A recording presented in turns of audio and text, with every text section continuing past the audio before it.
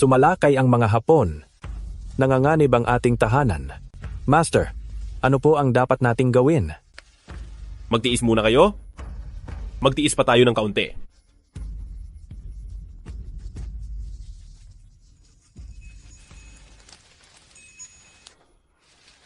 Makinig kayo? Narito na siya.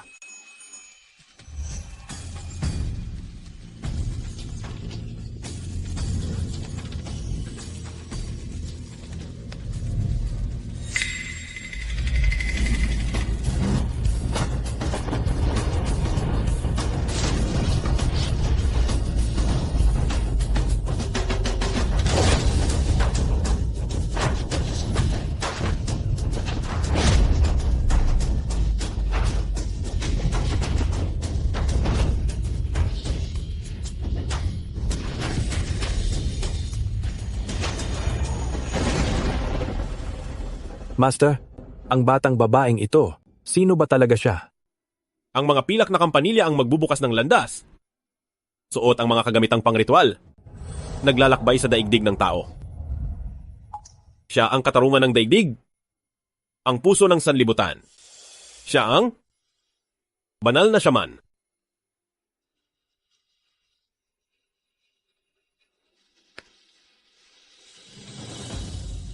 Tito? Sumisikat na ang araw. Tayo'y nagtagumpay na. Nagtagumpay tayo. Nagtagumpay tayo. Nagtagumpay na tayo. Nagtagumpay na tayo. Nagtagumpay na tayo. Ano kaya ang hitsura ng tunay na anak na galing sa probinsya? Ano pa nga ba? Isang batang hamog, tiyak na wala siyang modo.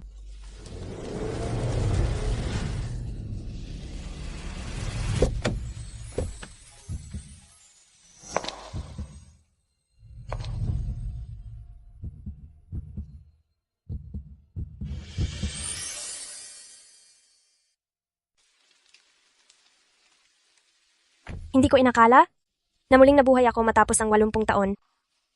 Tito, nakikita mo ba to? Payapa at maayos na ang ating bayan pagkaraan ng 80 taon. Sana'y narito ka pa. Tingnan nyo. Sabi ko na nga, wala talagang modo ang batang ito. Tiyak na palalayasin siya ng amo mamaya. Ang ingay. 10 taon pa lang ang batang ito. Pero bakit mas nakakatakot pa ang aura niya kaysa sa matandang amo? Dalhin mo ako sa aking tunay na mga magulang. Opo, munting binibini.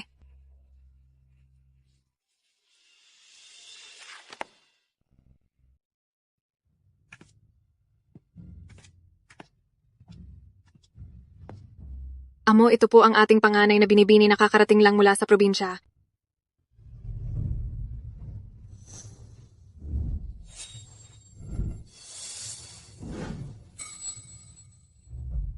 Sampung taong gulang na siya, ngunit hindi pa siya nakapag-aaral. Kapag nabalitaan ito ng iba, tiyak tayong pagtatawanan. Pa, huwag kayong mag-alala. Pag-uwi namin, kukuha ako ng guro para maigi siyang maturuan. Hanggang hindi pa siya marunong, hindi ko siya papayagang lumabas ng bahay.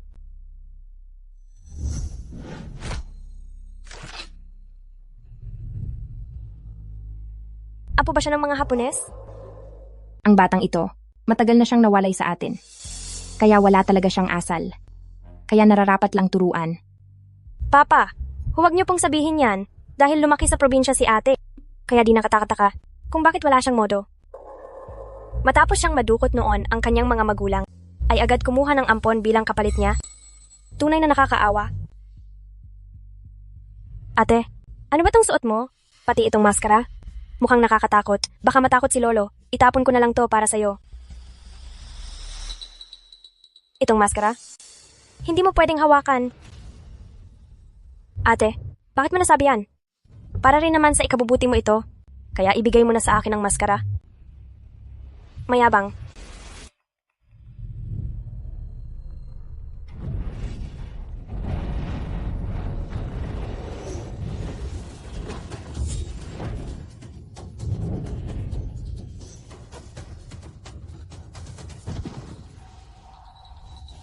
Mama, natatakot po ako. Nakita ko po yung mga taong iyon. Na lahat sila'y patay na. Sabi ko na. Hindi mo ito dapat hawakan. Tay, tingnan niyo po ang batang ito. Kakapasok pa lang sa bahay, inaaway na agad ang kapatid niya. Ang gaya niya, hindi karapat-dapat mapasama sa pamilya Cheng. May iba ka pa bang? Gustong ipaliwanag? Promdi, ngayon lang nakakita ng ganito kalaking pagtitipon. Tiyak na tulala yan sa takot.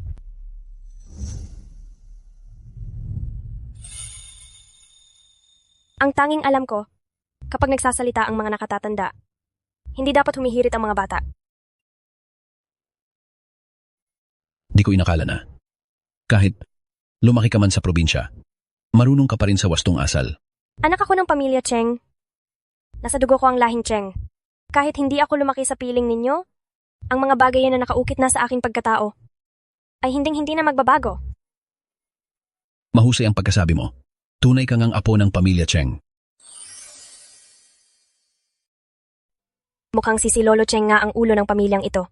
Kung nais kong magkaroon ng matatag na pwesto, ang unang hakbang ay makuha ko ang kanyang atensyon. Ihanda ninyo ako ng isang kawa ng apoy. Para saan mo ipapahanda ang kawa ng apoy? Sa araw na ito, muli akong nagbabalik sa aking pinagmulan. Kaya nararapat lamang na bigyan ko kayo ng handog sa ating pagkikita. Sige. Bakit nakatanga pa kayo diyan? Ihanda na ninyo agad ang binibini ng kawa ng apoy. Opo, amo.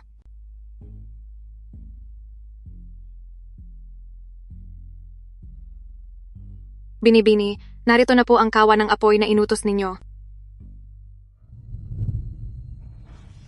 Binibigyang liwanag ng apoy ang langit at lupa, Yagoye. Pagpalain nawa kayo ng Diyos induli ng masaganang ani, Yagoye.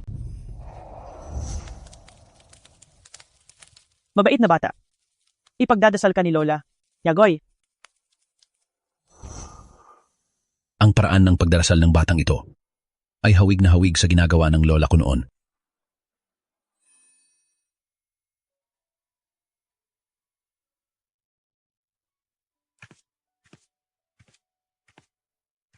Hindi po ako naging mabuting apo. Sa loob ng 10 taon, hindi ko kayo napaglingkuran. Tanggapin po ninyo itong anting-anting para sa kaligtasan, na maghahatid sa inyo ng kapayapaan at proteksyon habang buhay. Nawala ng 10 taon at nagtiis sa labas. Ngunit nireklamo'y wala ang batang ito. Makikita na ang kanyang pagkatao ay di pangkaraniwan at tiyak na malayo ang kanyang mararating. Mabuti. Itong anting-anting mo ay tatanggapin ni Lolo.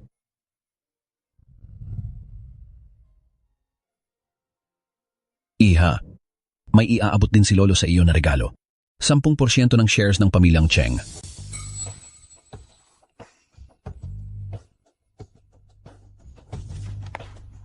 Ang lahat ng ito ay iyo na ngayon. Maraming salamat po. Pa? 10% ng shares iyon. Kahit ako, na tagapagmana ng pamilyang Cheng, ay may 15% lang ng shares. Bakit ninyo iyon ibibigay ng ganun kadali sa isang bata? Totoo yun pa. Si Dalagang Jingro nga ay wala niyon. Hindi kadugo ng pamilyang Cheng si Dalagang Jingro. Tingnan ninyo si Dalagang Chinghe at tingnan ninyo ang inyong mga sarili. Isang tagapagmana ng pamilyang Cheng, ngunit mas masahol pa sa isang bata.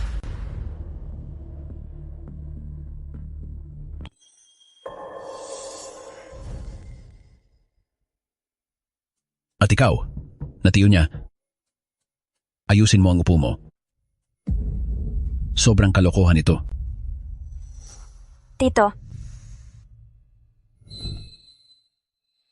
Ikaw ba yan? Dalagang Chinghe, ngayong nakabalik ka na. Ngayong araw, sumama ka na kay Papa pauwi. Bakit naman? Dalagang Jingro, maging mabait ka na lang. Magtiis ka muna ng ilang araw kapag nakuha na makuha ni Papa ang shares mula sa kanya. Palalayasin ko rin siya agad.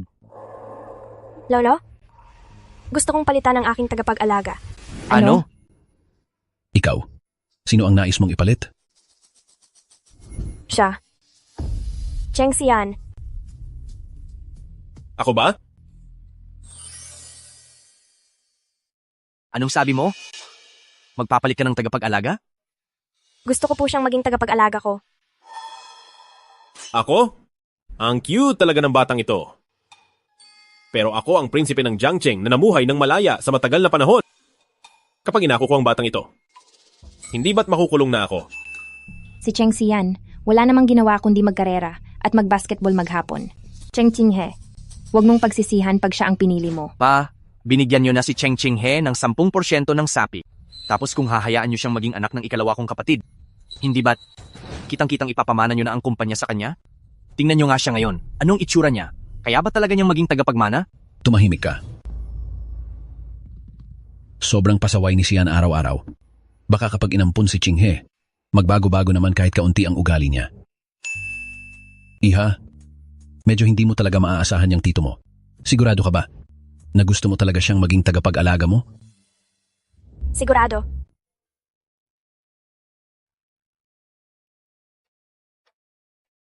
Meron ka lang 3 segundo para mag-isip. Kung papayag kang maging tagapag-alaga ko o hindi. Hinding-hindi ako papayag. Idinedeklara ko na simula ngayon, sina Cheng Qinghe at Cheng Xian ay opisyal ng mag-ama. Tumututol ako. Kailan ko ba sinabing aalagaan ko siya? Walang saysay ang tutol mo. Ngayon din, iuuwi mo si Cheng Qinghe at alagaan mo siyang maigi. Kung hindi, itapon ko lahat ng Q-sticks at mga motor mo. Wag! Wag po. Sige, aalagaan ko na siya. Aalagaan ko na. Sige na. Iha, binabalaan kita. Sa buhay na ito, sadyang isang pasaway na demonyo talaga ang tito ko. Kailangan ko talaga siyang baguhin. Para maging isang dakilang bayani at tuluyang talunin si Cheng Xiaohua. Talagang itong batang ito?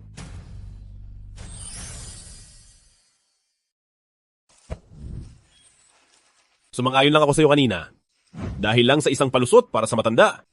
Dahil anak ka ng nakatatanda kong kapatid. Sa kanya ka dapat pumunta.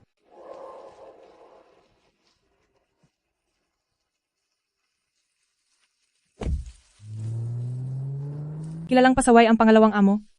Paano siya kusang susunod sa utos niya? Hindi niya alam kung saan nakatira ang pangalawang amo. Baka sa kalsada na lang siya matulog.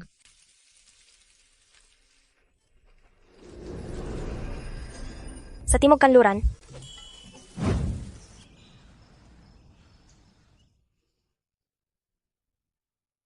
Ma? Makikinig po ako sa inyo? Hindi ako makikialam sa pamilya ni Kuya. Kaya yung batang iyon, hindi ko siya patutuluyin sa bahay.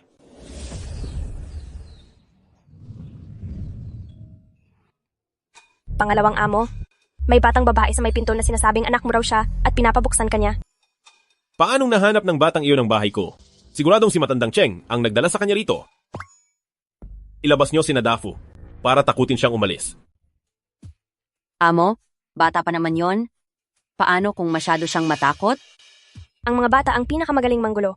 At anak pa siya ng panganay na amo, kaya kung ipinadala siya para manmanan ng pangalawang amo, hindi ba masasakal ang pangalawang amo?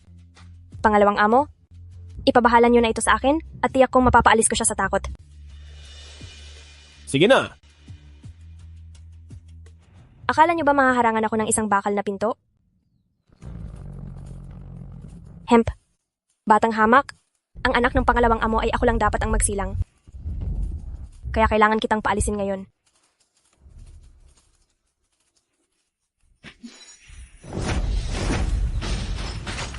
Ah!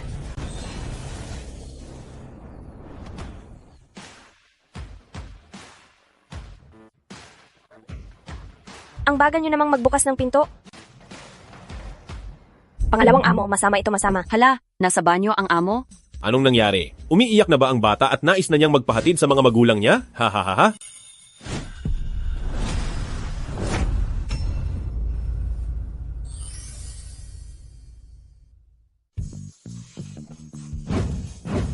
Ikaw? Alam mo ba na ang isang tao ay sobrang vulnerable kapag nasa banyo?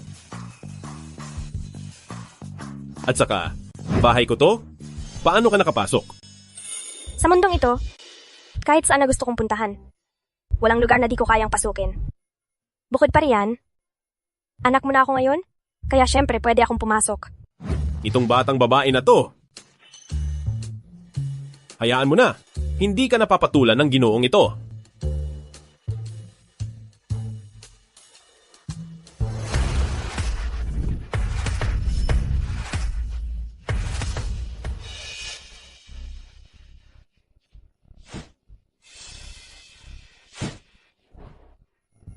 Kayong lahat? Binibigyan ko kayo ng 10 minuto? para lahat ng gamit ng tito ko ay itapon niyo lahat. Bakit kami makikinig sa'yo?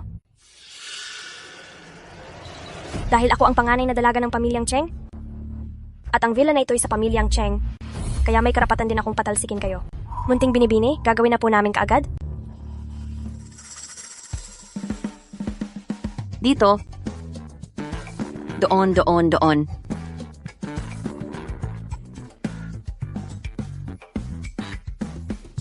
Munting binibini? Ano po ang gagawin natin sa panabong na manok na to?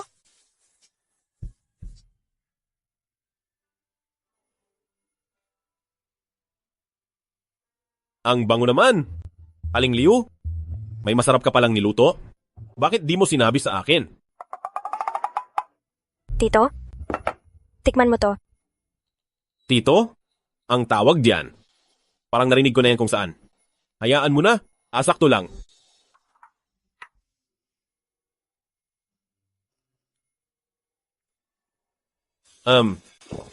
Itong sabaw ng manok. Ang sarap talaga.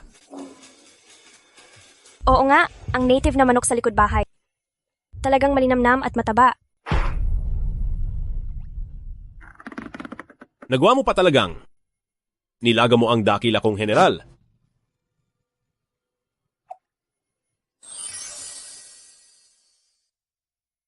Ako. Bumili ako ng manok panabong na nagkakahalaga ng 6 na milyong piso. Tapos ganyan mo lang. Pinakuluan. Aking dakilang general. Ikaw nga ang sarap na sarap kumain kanina. Ikaw?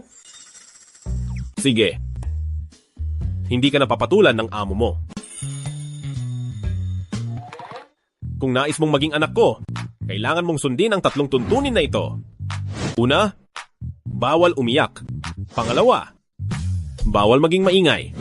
Pangatlo, at ito ang pinakamahalaga sa lahat, huwag mong gagalawin ang mga paborito ko. Nauunawaan mo ba? Kung gayon, may 3 rin akong kahilingan. Una, umuwi ka bago mag alas 12 ng gabi. Hehe. Pangalawa, bawal manigarilyo at uminom. Che. Pangatlo, dapat lagi kang nakikipag-ugnayan sa akin. Ha? Naku, bata. Napakabata mo pa, pero sobrang hilig mong makialam. Sasabihin ko sa'yo, sa Jiang Cheng, ang taong kayang magtino sa akin ay hindi pa isinisilang. Ipinanganak na siya at nasa harap mo na. Che. Manang Liu, gabi na. Kailangang matulog na ang batang amo. Huwag mo siyang hayaang guluhin ako sa paglalaro. Masusunod po, senyorito. Che. Batang amo, lumalamig na ang panahon. Tara na sa kwarto para matulog. Kahit habulin mo pa siya, hindi mo na maaabutan si pangalawang senyorito. Aabutan ko siya. 3 segundo lang ang kailangan ko. 3?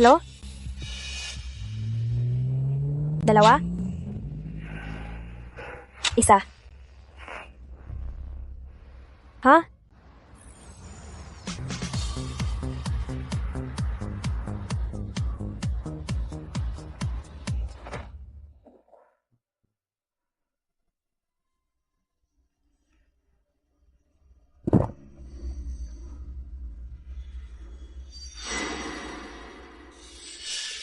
Aba?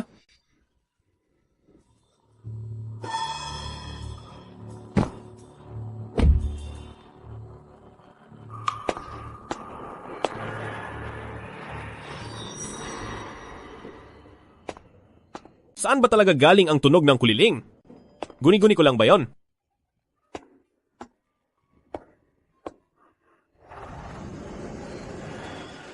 Ako ba ang hinahanap mo? Anak ng multo.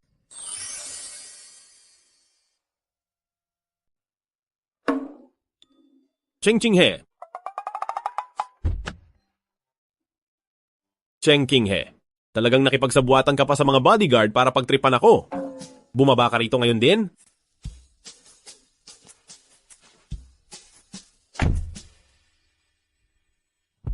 Alas 8 na ng gabi. Alas 8? Oh, oras na ngayon. Para sa mga palabas na kartoon. Gusto mo ba? Nasamahan pa kitang manood? Cheng-san, nasa rurok ka pa ng iyong kabataan? Gusto kong sa loob ng 1 buwan ay makabisado mo ang Cheng Group at ang lahat ng impormasyon sa negosyo nito. Bata ka pa. Gusto mo bang makipag-agawan ako para sa posisyon ng tagapagmana ng pamilya? Tingin mo ba ay mananalo ako? Manalo man o matalo, kailangan mo munang subukan.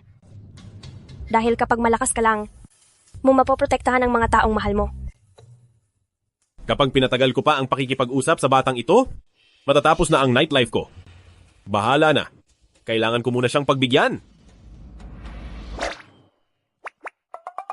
Hahaha. Ang galing ng sinabi mo. Tingnan mo. 12:00 na ngayon. At may 4 na oras pa. Nangangako si Papa sa iyo na bago mag 12:00 ay uuwi na ako. Sige na, ayos ba? Hindi dapat minamadali ang mga bagay-bagay. Hindi ko pwedeng masyadong pilitin ang tatay kong pasaway. Sige na nga. 12:00 na. Aling Liu, tawagan mo si Papa at pauwiin mo na siya. Itong si senyorita, hindi po namin pwedeng pakialaman ng amo. Baka kapag nagalit siya ng husto, ay sisibakin niya kaming lahat. Kung ganoon, ay pwede na kayong mag-impake at umalis na ngayon din. Ganoon katindi ang titig niya, na hindi mo aakalaing makikita sa isang bata. Sige, sige, sige. Tatawagan ko na ang young master ngayon? Hello, bakit? Naglalaro ako ng bilyar. Cheng Xian, ngayon ay 12:00 at 1 minuto na. Nilabag mo ang ating kasunduan. Ano naman? At ano naman? Ang magagawa mo, abala ako. May 3 pang laro ngayong gabi.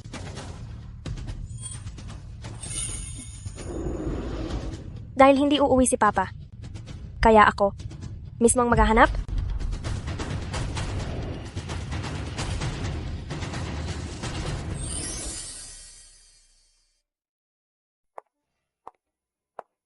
Papa, ito ang porselanang asul at puti na nakuha ko noong nakaraang linggo. Pakitingnan po at pakisuri na rin.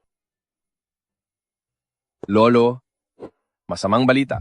Balita ko yung batang binibini ay mag-isa niyang dala ang golf club ng 2nd Panginoon upang bugbugin siya. Ha? Ano? Hindi ba ito kalokohan lang? Ang eksenang pagbubugbog kay Cheng Xian, dapat mangyari mismo sa harap ko. Sayang naman kasi masyado ng gabi, kaya hindi ko na yon makikita. Hindi ako naniniwala na yung pasaway na batang yan ay kayang supilin si Senyoritong Cheng Xian. Kuya Yan, parang sobra ang kapit sa'yo ng bago mong anak. Mukhang, ang dati nating walang pakialam na prinsipe, ay mukhang magiging alipin ng sariling anak. Ay naku, wala ka talagang alam. Si Kuya Yan, sanay na sa pagiging malaya. Maski sarili niyang lolo, di siya maawat. Sa akala mo ba papayag si Kuya Yan na gambalain siya ng isang bata? Tama ba, Kuya Yan? Tama.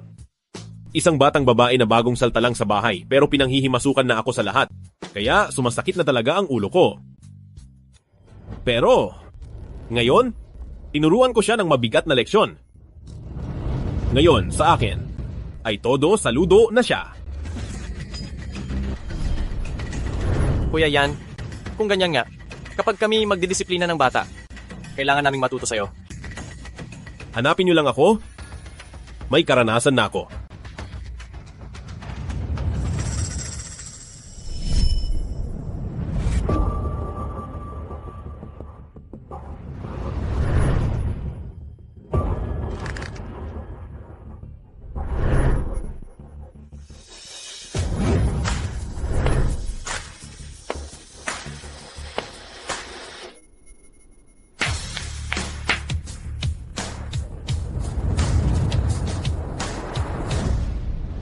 Hala ka! Isang cute na bata biglang sumulpot at sinalo ang itim na 8 gamit ang kamay. Bata? Uy, bata. Bakit gising ka pa sa hating gabi at pumunta ka rito? Magandang gabi po sa inyong lahat, mga tito. Ako po si Cheng Ching He. Bagong anak lang ako ni Cheng Xian. Ito po ang unang pagkakataon na nakilala ko kayong lahat. Nagdala ako ng munting regalo para sa inyong lahat. Kuya Yan, napakagalang naman ng anak mong ito. Bata, ano ang dinala mong regalo para sa mga tito mo?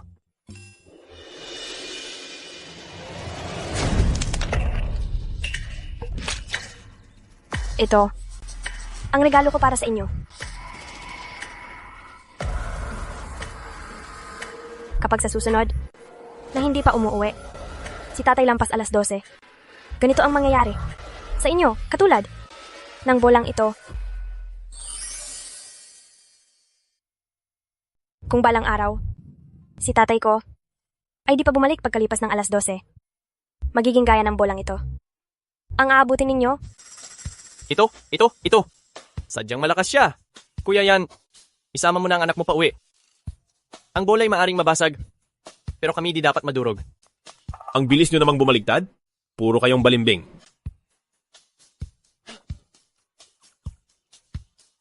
Bata, pinaaalalahanan kita. Kapag sinuway mo ako, maling tao ang napili mong kalabanin. Kahit mamatay pa ako ngayon, hindi ako sasama sa'yo pabalik.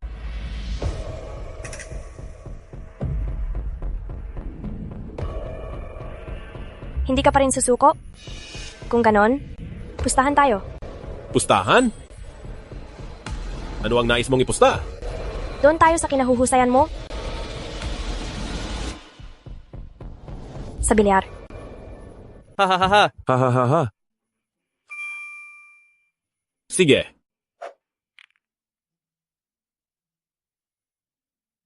Bata, marunong ka ba magbilyar? May oras ka pang umurong ngayon.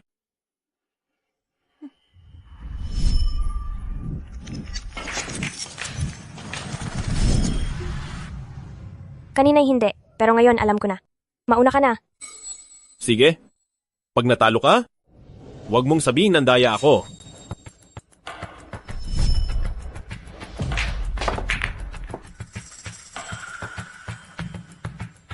Bata, taasan pa natin ang taya. Pag natalo ka, ikukulong kita sa loob ng isang madilim na silid, ng isang araw at isang gabi. Siguradong manginginig sa takot ang batang ito at tatakbo na. Munting bida, huwag ka nang magpilit pa. Nanalo ng parangal si tatay mo noong nakaraang taon. Kung hahamunin mo siya rito, tiyak kang talo. Sige, sang-ayon ako.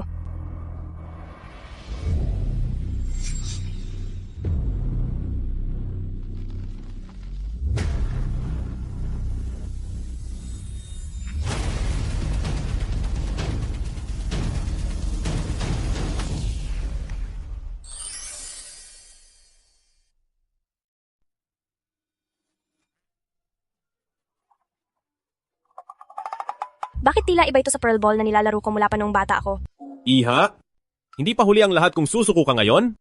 Pagbibigyan na kita bilang nakatatanda. At hindi na kita parurusahan na pumasok sa madilim na silid. Little Miss, sigurado ka bang nais mong lumaban? Paano mo kaya tatalunin ang young master? Magtiwala ka sa akin.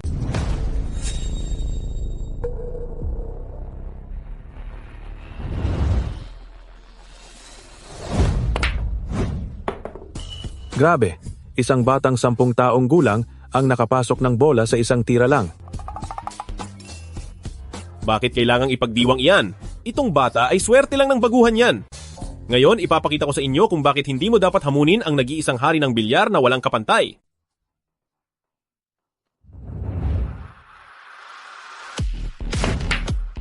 Grabe ang tirang yun!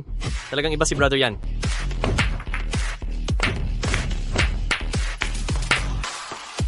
Tulad ng inaasahan kay Brother Yan.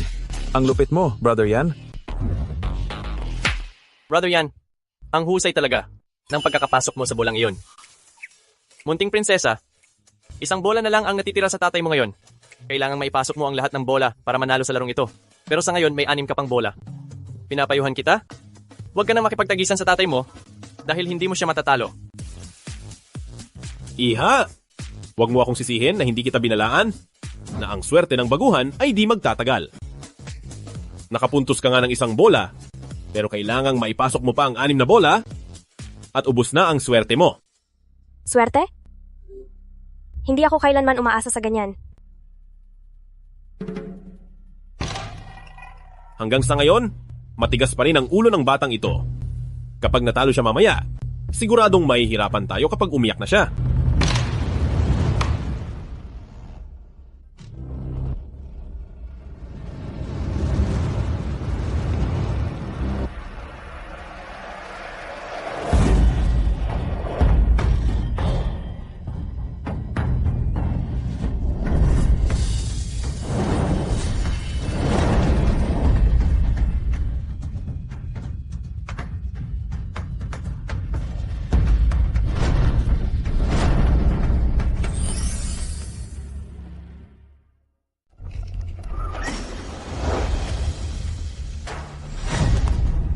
Diyos ko, talagang naibalik ng bata ang sutil na si pangalawang amo. Aling Liu, paano nga ba naiuwi ng bata ang amo? Umiyak pa siya o nagdrama? Hindi. Yung bata. Ang pinaka-bossy talaga na batang nakilala ko.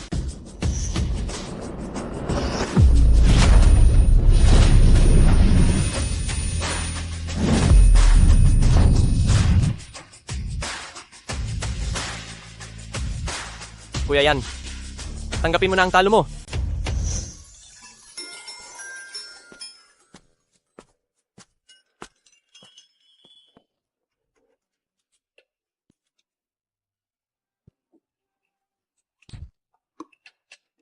Isipin mo, ako na ang pinakasikat na pasaway sa Jiang City. Tinalo lang ng isang musmos. Kapag nabalitaan ito ng iba, ano pa kaya mangyayari sa reputasyon ko? Papa, naaalala mo ba ang sinabi mo nung natalo ka? Oo, naaalala ko. Talo ako? Susundin ko lahat ng gusto mo. Sige, umpisa bukas. Maghanda ka na sa mga pagbabagong gagawin ko sa'yo. Sige na.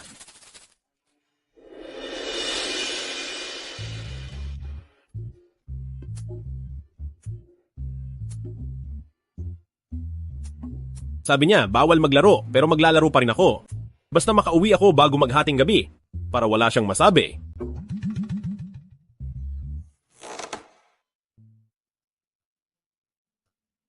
Alas 11:58 na, hindi pa ako nakakauwi ng lampas alas 12. Silipin ko nga kung anong ginagawa ng bata ngayon. Aling Liu, huwag kayong mag-alala. Kusang loob ko talagang tinanggap si pangalawang amo Cheng bilang papa ko.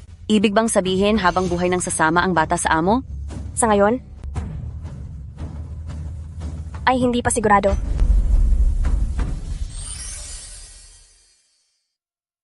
Anong ibig mong sabihin? Ayaw na ba sa akin ang batang ito? Senyorita, anong ibig mong sabihin yan? Sa totoo lang, hindi naman talaga kasing iresponsable ang amo, gaya ng sinasabi sa labas. Huwag mo namang sabihing ayaw mo na siyang kilalaning ama. Para sa akin, ang isang ama ay dapat na dakila at disiplinadong bayani. Ngunit ngayon, ang tanging alam na lang gawin ng tatay ko ay maglaro. Paano kung manatili lang siyang walang alam sa buhay? Marami namang bayani sa Jiang Cheng.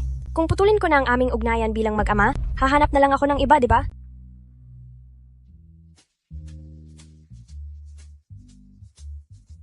Senyorita, ang agahan ngayong umaga lahat ng paborito mo.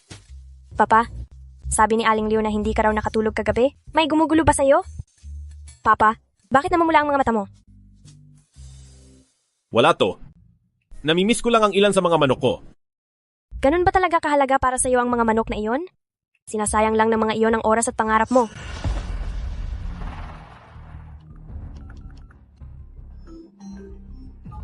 May oras ka ba ngayon? Labas tayo.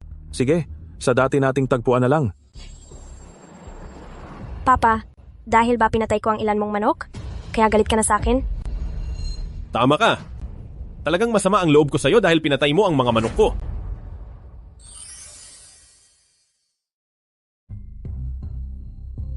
Papa. Senyorito, akin ang lahat ng kasalanan. Huwag mong sisihin ang munting binibini. Ginagawa lang niya ito para sa ikabubuti mo. Paslit, kasalanan ito ni Papa dahil wala siyang silbi. Hindi ako naging ang taong inaasahan mo. Maaga man o huli ay maghihiwalay ka rin sa akin, hindi ko na kailangang manatili pa sa bahay na ito. Munting binibini? Anong gagawin natin? Baka mas lumala ang sitwasyon dahil sa ginawa natin?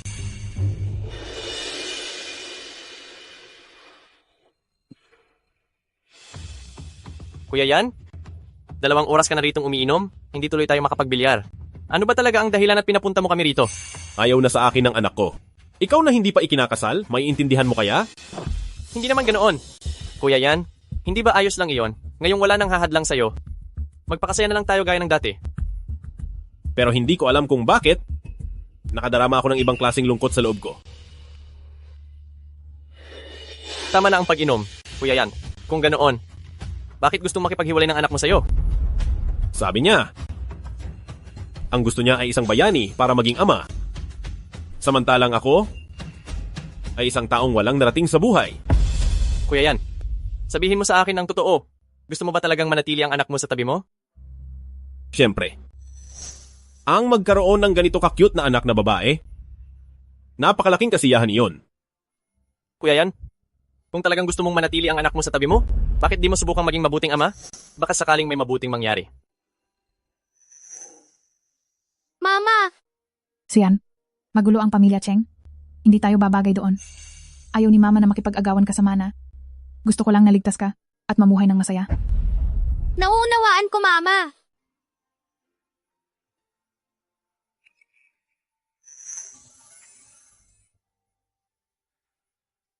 Pero ako, gusto ko lang maging isang playboy. Bakit? Kuya Yan? Sa tingin ko, gusto ng anak mo na ikaw ang mamuno sa kumpanya. Sige na, gabi na rin. Mag-aalala si Chinghe kapag gabihin ako ng uwi. Kuya Yan, Kuya Yan, Kuya Yan. Alas 10 pa lang. Huwag mong sabihin na nagbago na talaga si Kuya Yan dahil sa anak niya. Binibini, sa wakas ay nailuto na rin ang manok na ito. Bakit ka pa bumili ng dalawa pa? Hindi mo ba alam? Ang manok na ito ang susi para magbago ang isip ng senyorito? Ayos lang. Alam ko na ang dapat kong gawin. Chinghe? Papa, bakit ang aga mong nakabalik? Chinghe? Ano ba itong ginagawa mo? Napatay ko ang dalawang manok ni Papa, kaya gusto kong palitan ng mga ito ngayon. Papa, hindi mo ba gusto itong dalawang manok na binili ko? Masyadong mahirap hanapin ang ganong uri ng manok. Hindi talaga ako makabili niyon. Namuhay ako ng walang direksyon sa buong buhay ko, at sapat na yon. Ngayong nandito na ang bata, ay hindi ko hahayaang maghirap siyang kasama ko. Kailangan ko siyang gawan ng paraan para maprotektahan siya. Chinghe, nagdesisyon na ako. Mag-aaral akong mabuti para makuha ang posisyon ng tagapagmana at maging amang inaasahan mo sa akin. Sige, alam ko naman na hindi nagkamali si Cheng Chinghe sa pagpili sa iyo. Tignan mo muna ang aklat na ito. Malaki ang maitutulong nito sa iyo. Papa, tignan mo rin ito. Basahin mo ang lahat ng ito.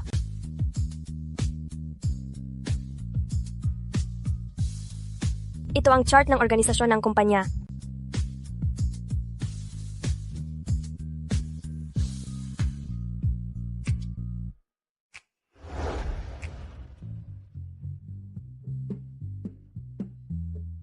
Kumusta ang pag-aaral mo?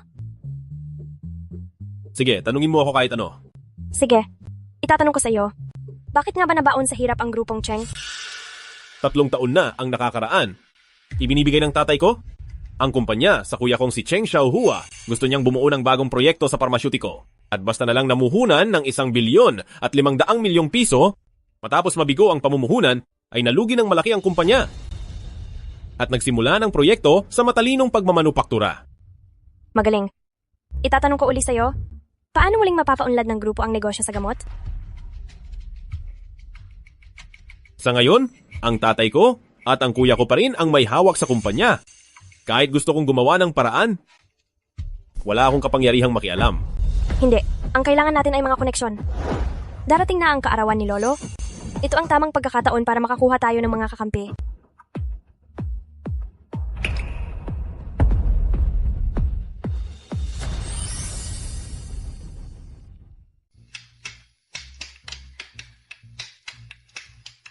Elder Huang. Batang Master Cheng. Anong kailangan mo? Papa, totoo bang kilala mo ang pinuno ng sekta ng medisina? Papa? Master Cheng, kailan ka pa biglang nagkaroon ng anak na babae? Anak ito ng aking panganay na kapatid.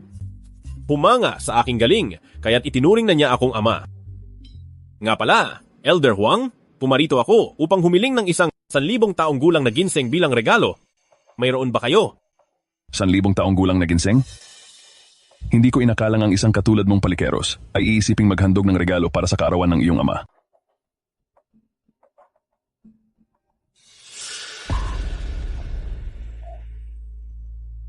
Hindi sapat ang kalidad nito. Gusto ko yung isa sa tabi nito. Ito ang hari ng mga 1,000 taong ginseng? Hindi ito binebenta? Ito ang pinakamahal kong kayamanan. Elder Huang, huwag naman kayong kuripot. Bihira lang humiling ng kahit ano ang ating Chinghe. Maawa naman kayo. Babayaran namin kahit magkano. Walang tawad.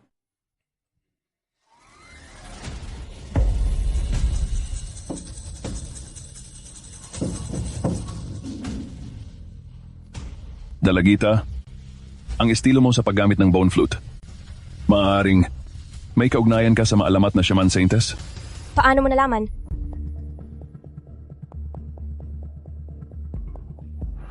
Ako ay inapo ng sangay ng Saintes. Narito ang pamanang bone tablet na nagpapatunay nito. Huwag kang maingay. Naiintindihan ko po. Ang Haring 1,000 taong ginseng na ito ay laan lang para sa mga may natatanging biyaya. Sa araw na ito, isang karangalan para dito ang maihandog sa Saintes.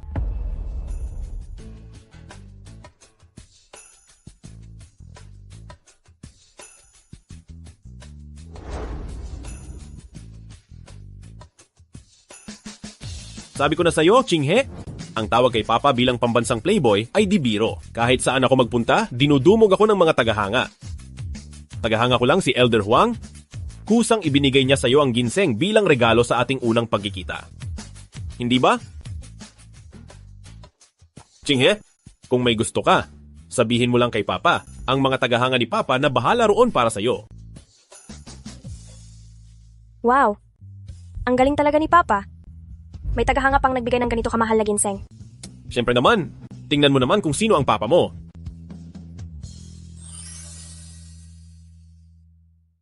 Anong karapatan niya? Ibibigay ni Papa ang 10% ng shares kay Cheng Chinghe na batang iyon at ginawa pa siyang anak ni Cheng Xian na naging malaking tulong sa kanya. Nalito na ang isip ni Papa dahil sa pambobola ni Cheng Xian. Ang ating si Jingro ay mas masunurin ng 100 beses kaysa sa Cheng Chinghe na iyon. Masyadong nahuhumaling si Papa sa kultura ng mga shaman, kaya sadyang naghanap ako ng mga magtatanghal para bukas sa handaan ng pamilya. Ay sumayaw sila ng sayaw para sa pagtataboy ng masasamang espiritu. Sasabihin nating si Cheng Chinghe ay isang malas na bagay na nagdadala ng masamang enerhiya. Magsisimula na ang piging na ito sa ilang sandali. Bakit hindi pa natin nakikitang pumunta rito si Sir Cheng Xian? Balita ko may kinilalang anak na galing probinsya, ang Sir Cheng Xian na iyan. Hindi kaya nahihiya siyang magpakita rito? Nandito na sina Sir Cheng Xian at ang young lady.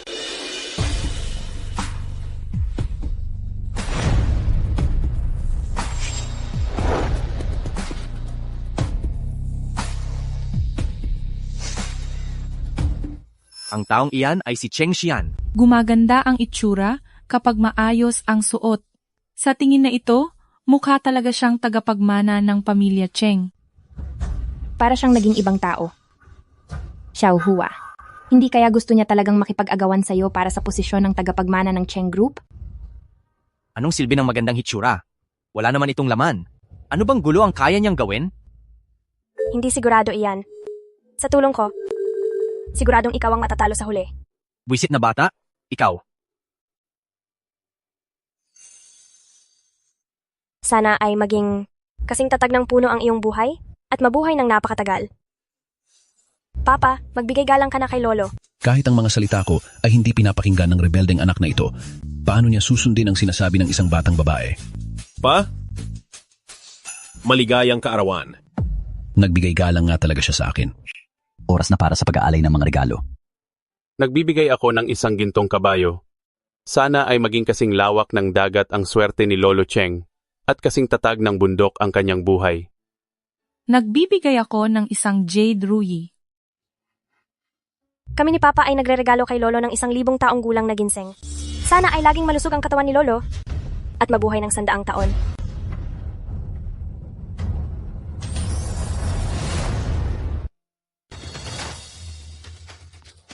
Hemp, anong 1,000 taong gulang na ginseng na yan? Palagay ko, tiyak na peke to. Tama po kayo, Tay. Maliban kay nakatatandang Huang, pinuno ng sekte ng medisina, saan ka pa makakakita ng totoong 1,000 taong gulang na ginseng ngayon? Huwag na kayong magpaloko sa yabang nila. Lolo, may isang bagay na palagay ko'y kakaiba. Sa mga nakaraang taon, adik na si Tito sa bilyar. Saan naman siya kukuha ng pera pambili ng 1,000 taong gulang na ginseng? Plano mo bang lasunin si Lolo para maangkin ng mana? Batay sa napansin ko nitong mga araw na to, sobrang galit ni Lolo sa mga taong gagawa ng kahit anong kasamaan para lang sa mana. Ang ginseng na to hindi naman talaga binili kay nakatatandang Huang. Siya mismo ang nagbigay nito sa akin at kay dalagang Chinghe. Ang kapal talaga ng mukha mo. Ibigay sa'yo ni nakatatandang Huang ang 1,000 taong gulang na ginseng? Halika rito. Ilapat ang batas ng pamilya. Kunin niyo ang baston ng gawa sa peachwood na may nakaukit na shamanic runes. Tay, ganyan ba talaga kaliit ang tiwala niyo sa akin? Paano ko naman magagawang lokohin kayo gamit ang peking ginseng? Walang silbing anak? Kulang pa ba ang dami ng beses na niloko mo ako? Bakit bigla kong di na maigalaw ang kamay ko? Anong kasalanan ba ang nagawa ng tatay ko? Para kailangan pang patawan ng batas ng pamilya? Itong suwail na batang to, binigyan ako ng peke ginseng, klarong ang gusto niya ikitilin ang buhay ko kapag pumanaw na ako para maangkin niya ang aking mana. Tinitiyak ko po. Totoo ang ginseng na to. Tinitiyak? Anong panagot mo sa pagtitiyak na yan? Ang ginseng na to ay ibinigay sa amin ng tatay ni nakatatandang Huwang, ang pinuno ng sekte ng medisina. Ang bata-bata mo pa, pero puro kasinungalingan na ang bibig mo. Napakataas ng ranggo ng pinuno ng sekte ng medisina. Paano naman niya ibibigay sa inyo ang ganitong napakahalagang ginseng? Tumigil na kayo sa kakasabi. Halika rito. Palayasin niyo ang walang utang na loob na anak na to.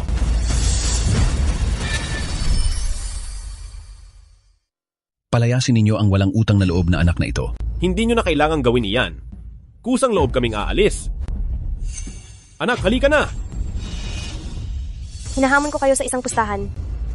Ano ang nais mong ipusta laban sa akin? Magpustahan tayo na tunay ang ginseng na ito. Ang pustahan ay may kaakibat na kabayaran. Isang hamak na probinsyana katulad mo, ano ang iyong ipupusta sa amin? Lahat ng shares namin ipapa sa kumpanya. Sige, tinatanggap ko ang pusta mo. Kapag ikaw ay natalo, lahat ng shares na nakapangalan sa iyo ay ililipat kay Binibining Jingro. Kapag ako ang nanalo, kailangan mong ilipat lahat ng iyong share sa pangalan ng aking papa. Anak sa labas, ikaw. Bakit? Natatakot pa kayo? Bakit naman ako matatakot? Lahat ng bisitang narito ngayon ay magsisilbing saksi. Tatanggapin ko ang pusta mo. Tatawag ako agad ng eksperto upang suriin kung tunay o peke ang ginseng na ito. Wag na. Ang pinuno ng medical sect ay paparating na. Napakataas ng katayuan ng pinuno ng medical sect. Sa palagay mo ba pupunta siya dahil lang sa sinabi mo? Narito na ang pinuno ng medical sect, si Matandang Huwang.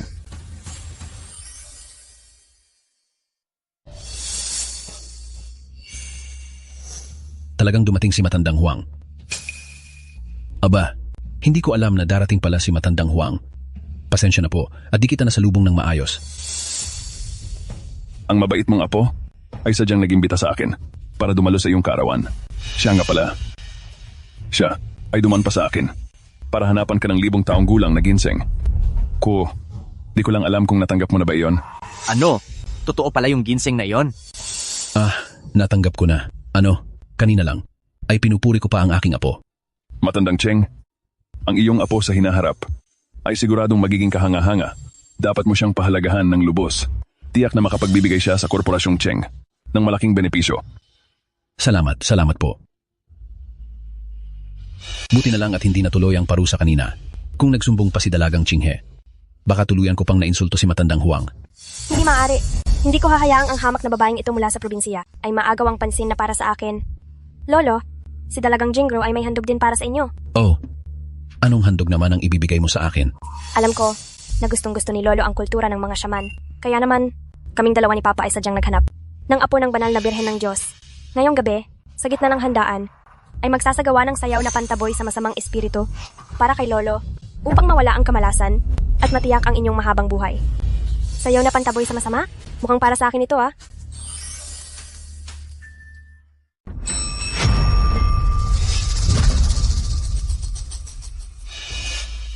Papa, ang mga maestro na ito ang mga tagapagmana ng banal na babae. Sadyang inimbitahan ko sila upang batiin kayo sa inyong kaarawan at palisin ang masasamang espiritu. Nabalitaan ko na kaya nilang tukuyin ang mga maruruming bagay na nakatago sa bahay upang mapanatili ang kaligtasan ng pamilya Cheng. Salamat sa pag-aalala. Ngunit, tungkol naman sa pagpapalayas ng masasamang espiritu, sana ay huwag makaperwisyo sa mga bisita. Huwag po kayong mag-alala, Lolo. Alam nila ang kanilang ginagawa. Dalagang Chinghe, mamaya siguradong mahuhuli ka bilang isang maruming nilalang. Tingnan lang natin kung hindi ka palalayasin sa pamilya Cheng. May masama silang balak? Gusto mo bang tulungan ka ni Papa na palayasin sila? Huwag na po. Papa, panoorin niyo na lang po. May mga tao talaga na mahilig magpakitang gilas sa harap ng isang eksperto.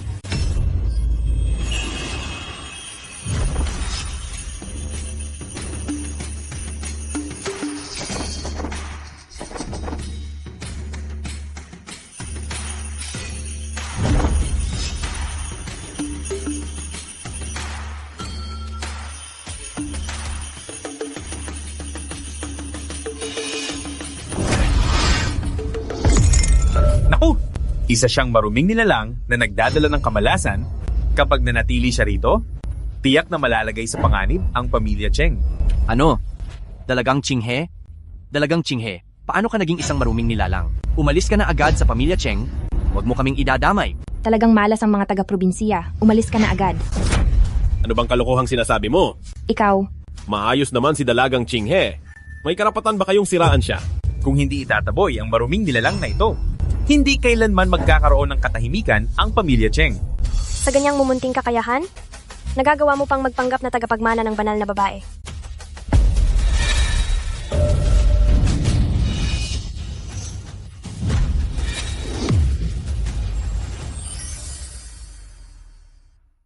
Anong sinabi niyo kanina? Sino ba ang malas? Bakit kayo nakaluhod sa harap niya? Isa lang siyang batang taga-probinsiya. May tinanggap ba kayo na kahit ano mula sa kanya at nagkukunwari lang kayo rito? Ang maskarang suot niya ay isang sagradong bagay ng angka ng saman. Tanging ang banal na birhen ng saman lang ang maaaring magsuot niyan. Tatay, ito. Anong nangyayari? Hindi ba sabi nila mapapaalis nila si Dalagang Chinghe? Bakit ganito? kayong mga manloloko. Kinuha niyo ang pera pero wala kayong ginawa at nagkukunwari pa kayo rito. Maniwala kayo o hindi, tatawag ako ng pulis para ireklamo kayo sa pagpapalaganap ng maling paniniwala. Pinag-aralan ko ang mga espiritu ng Saman at ang kanilang tradisyon sa loob ng ilang dekada. Ang batang ito ay taglay ang kakaibang aura na katulad ng sa mga espiritu ng Saman. Samantalang sila, wala silang alam kahit sa payak na patakaran ng Saman paano nila magagawang itaboy ang masamang espiritu. Dalagang Chinghe, may alam ka ba tungkol dito? May kaunti akong nalalaman. Narinig niyo ba? Maraming nalalaman ang aming Dalagang Chinghe. Samantalang kayo, naghahanap kayo ng mga manloloko para siraan siya. Ano ba talaga ang balak niyo? Ako? Ang nais ko lang, para kay tatay, ang magtaboy ng malas at humiling ng swerte. Hindi ko alam na mga manloloko pala sila. Dahil sinabi mong nais mong magtaboy ng malas, ipapakita ko sa iyo kung ano ang tunay na pagdarasal para sa swerte.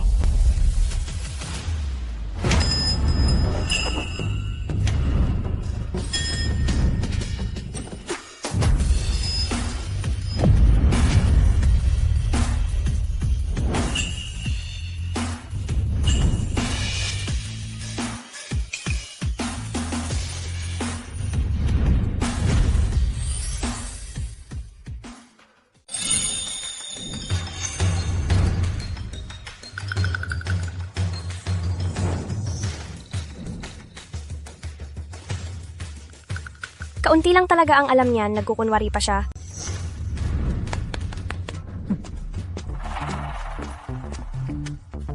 Lolo, ang agimat na ito ay magbibigay po ng proteksyon sa inyo at magpapalayas ng masamang enerhiya? Mabuti. Sige, mabuti. Tatanggapin ito ni Lolo. Dalagang Chinghe, minaliit ka talaga ni Lolo dati. Siya uhuwa, tingnan mo yung ginawa mo. Naghatid ka pa rito ng mga mandaraya para siraan si Dalagang Chinghe at gusto mo pa siyang paalisin. Pa, alam kong nagkamali ako. Hindi ko rin inakala na mga manloloko sila. Biktima lang din ako rito. Lolo, kahit pa manloloko ang mga taong yon, hindi pa rin tiyak kung tunay ang sinayaw ni Dalagang Chinghe. Ang mga galaw at estilo na pagdarasal ng dalagang ito ay nagpapatunay sa sinaunang tradisyon. Hindi man lang may kukumpara ang mga manloloko kanina sa kanya. Nakatatandang Cheng, napakahusay ng apo nyo. Isang karangalan at responsibilidad ko na ipaalam sa lahat ang kultura ng sagradong shaman. Ayon kina Master Liu at nakatatandang Huang, magaling si Dalagang Chinghe. Tila ang pagbibigay ng 10% ng share sa kanya ay isang matalinong hakbang. Tiyak ko siyang mahuhubog ng mahusay. Sabi ko na, kahanga-hanga ang ating Dalagang Chinghe, hindi ba? May nagsabi pa kanina na galing lang sa probinsya si Dalagang Chinghe at wala raw alam sa patakaran. Ngayon, alam nyo na, ito ang totoong galing. Lolo, nagustuhan niyo po ba ang sagradong sayaw ng pananalangin? Oo, nagustuhan ko. Sobra ko iyong nagustuhan. Kung ganoon, Lolo, kailan niyo po ibibigay ang mga shares ni Tito? Sa aking ama? Ito kasi...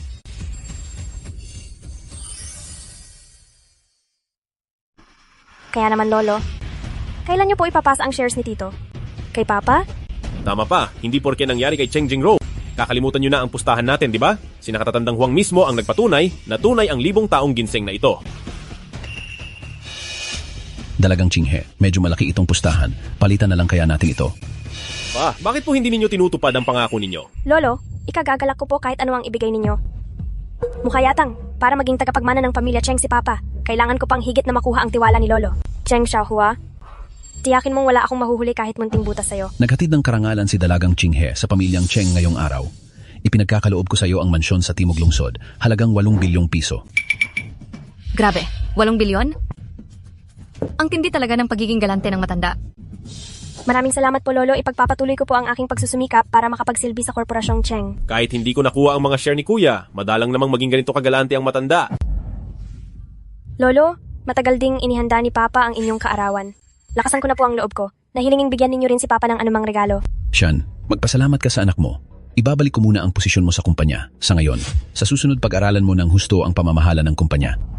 Ngayon, isasama kita para ipakilala ka sa mga tao at madagdagan pa ang iyong karanasan. Halika na.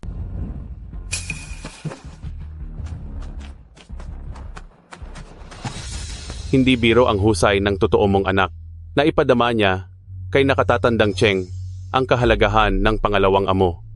Sa palagay ko, hindi na magtatagal, malalampasan ka na rin ng pangalawang amo.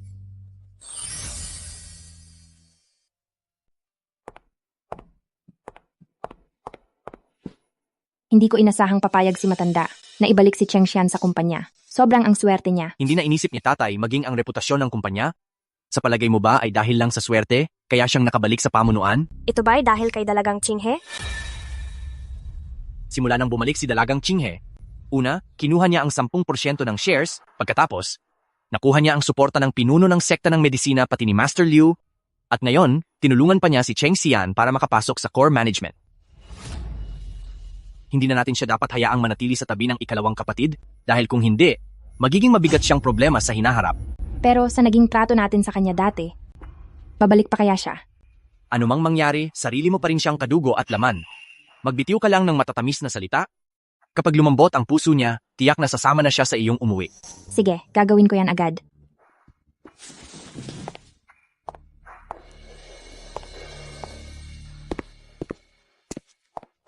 Amo, sa wakas, nakabalik ka rin.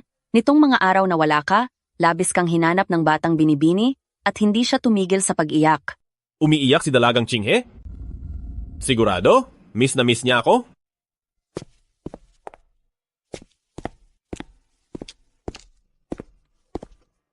Dalagang Chinghe, namimiss mo na ba si Papa? Dalagang Chinghe, bakit mo tinititigan ang mga lumang proyekto ng kumpanya? Wala na namang saysay ang mga ito. Sabi ni Lolo, dapat daw mas makibahagi ako sa mga proyekto para kayanin ang anumang krisis ng kumpanya. Pero marami pa rin akong di pa nauunawaan. Papa, dahil napakahusay mo, maaari mo ba akong tulungang sagutin itong mga tanong?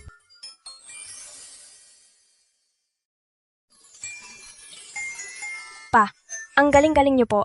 Maaari po ba ninyong sagutin ang mga tanong ko? Sobrang cute talaga ni Dalagang Chinghe. Bihira lang talaga siyang humingi ng tulong sa akin. Kailangan nang magpasikat ang gwapo mong tatay. Madali lang yan. Dalagang Chinghe, huwag kang mag-alala. Kapag may problema man, si Papa ang bahala riyan. Sabi ko na nga, ang bilis talagang mapa-oo si Papa sa ganito. 2 taon na ang lumipas.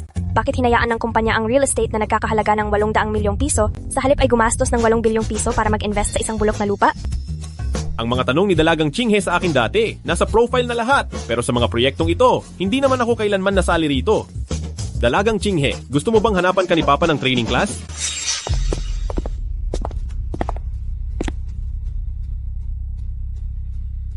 Anong ginagawa niyo rito? Kung may hindi maintindihan si ate, pupwede siyang magtanong kay mama. May doctorate si mama sa finance. Kung uuwi lang si ate, hindi na niya kailangan pang umattend ng training class. Tama yan, Dalagang Chinghe. Nandito na si Mama para sunduin ka at iuwi na. Kung may hindi ka maintindihan, anumang oras ay matuturuan ka ni Mama. Nagkukunwaring wala lang akong alam para mapilitan lang si Papa na mag-aral ng seryoso. Sino ba kayo para manghimasok? Aba, nandito pala kayo para guluhin ang pamilya ko. Layas! Huwag na ninyong tangkaing agawin ang mahal kong anak. Mukhang sobrang takot si Papa na iwan ko siya, kaya magagamit ko ito sa plano ko. Huwag na po, kaya naman itong ipaliwanag sa akin ni Papa. Tama ba, Pa? Siyempre naman, eksperto ang Papa mo sa mga ganyang bagay. Oh, Dalagang Chinghe, binilhan ka na ni Papa ng isang shaman hat. Hintayin mong kunin ito ni Papa para sa'yo, pagkatapos ay ipapaliwanag ko sa'yo ng kumpleto ang lahat tungkol sa pinansya. Ayos ba? Hintayin mo lang ako sandali. Sige po.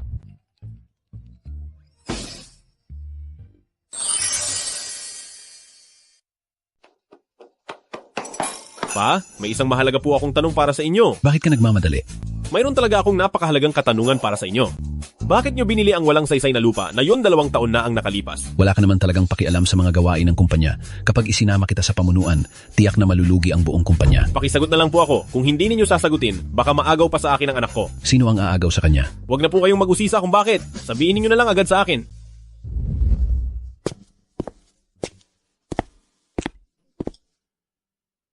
Dalagang Chinghe, namuhunan ang lolo mo sa walang saysay na lupang iyon noon para magkaroon ng pakikipagtulungan sa ibang grupo. Kahit na hindi malaki ang kikitain sa ngayon, ngunit kung titingnan sa hinaharap, ay napakalaki ng pakinabang. Ang galing niyo po talaga, Papa. Natural lang iyon. Kahit na hindi nagpapatakbo ng kumpanya si Papa, pero alam ko pa rin ang lahat ng nangyayari sa kumpanya. Kaya, Dalagang Chinghe, sabihin mo lang kay Papa kapag may problema ka sa hinaharap. Ayan, ayos na ang lahat. Ako ang mag-aalaga sa sarili kong anak, kaya wag na po kayong mag-alala, sister-in-law. Kung ganoon, Dalagang Chinghe, babalik na lang kami ng kapatid mo bukas para dalawin ka. Tara na.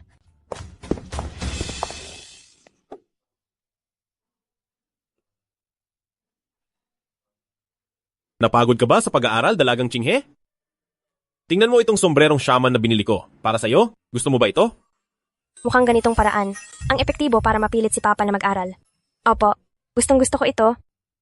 Pero, mayroon pa akong hindi maintindihan dito, Papa. Dalagang Chinghe? Si Papa ay may inihanda pang mga regalo para sa iyo. Maghintay ka lang at kukunin ito ni Papa para sa iyo.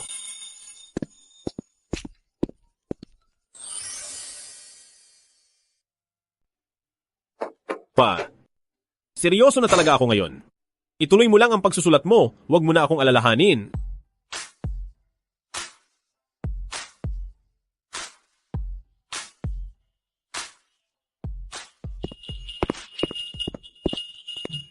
Dalagang Chinghe, halika.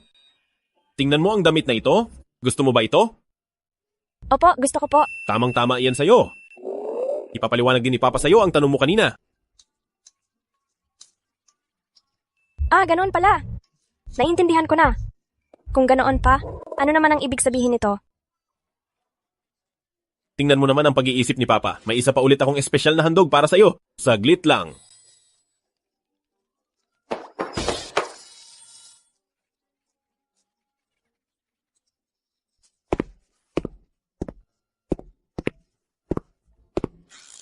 Dalagang Chinghe.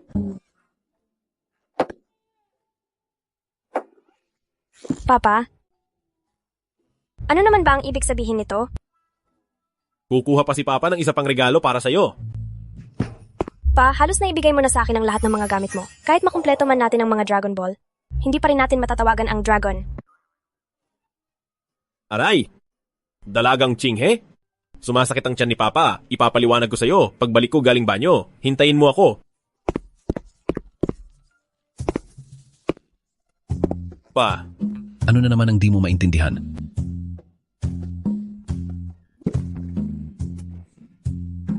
Gawan mo ako sa kumpanya ng sarili kong opisina. Gusto ko nang seryosong matutong magpatakbo ng kumpanya. Pwede kayang? Talaga ka nang magbago? Oo. Kapag di pa ako nagbago, baka sumama na sa iba ang anak ko. Ji Cheng, narito na po ang inyong opisina. Sige, ayos ito. Pwede ka nang lumabas.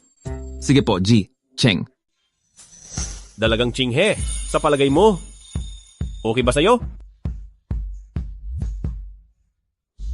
Nagustuhan po ito ni Dalagang Chinghe.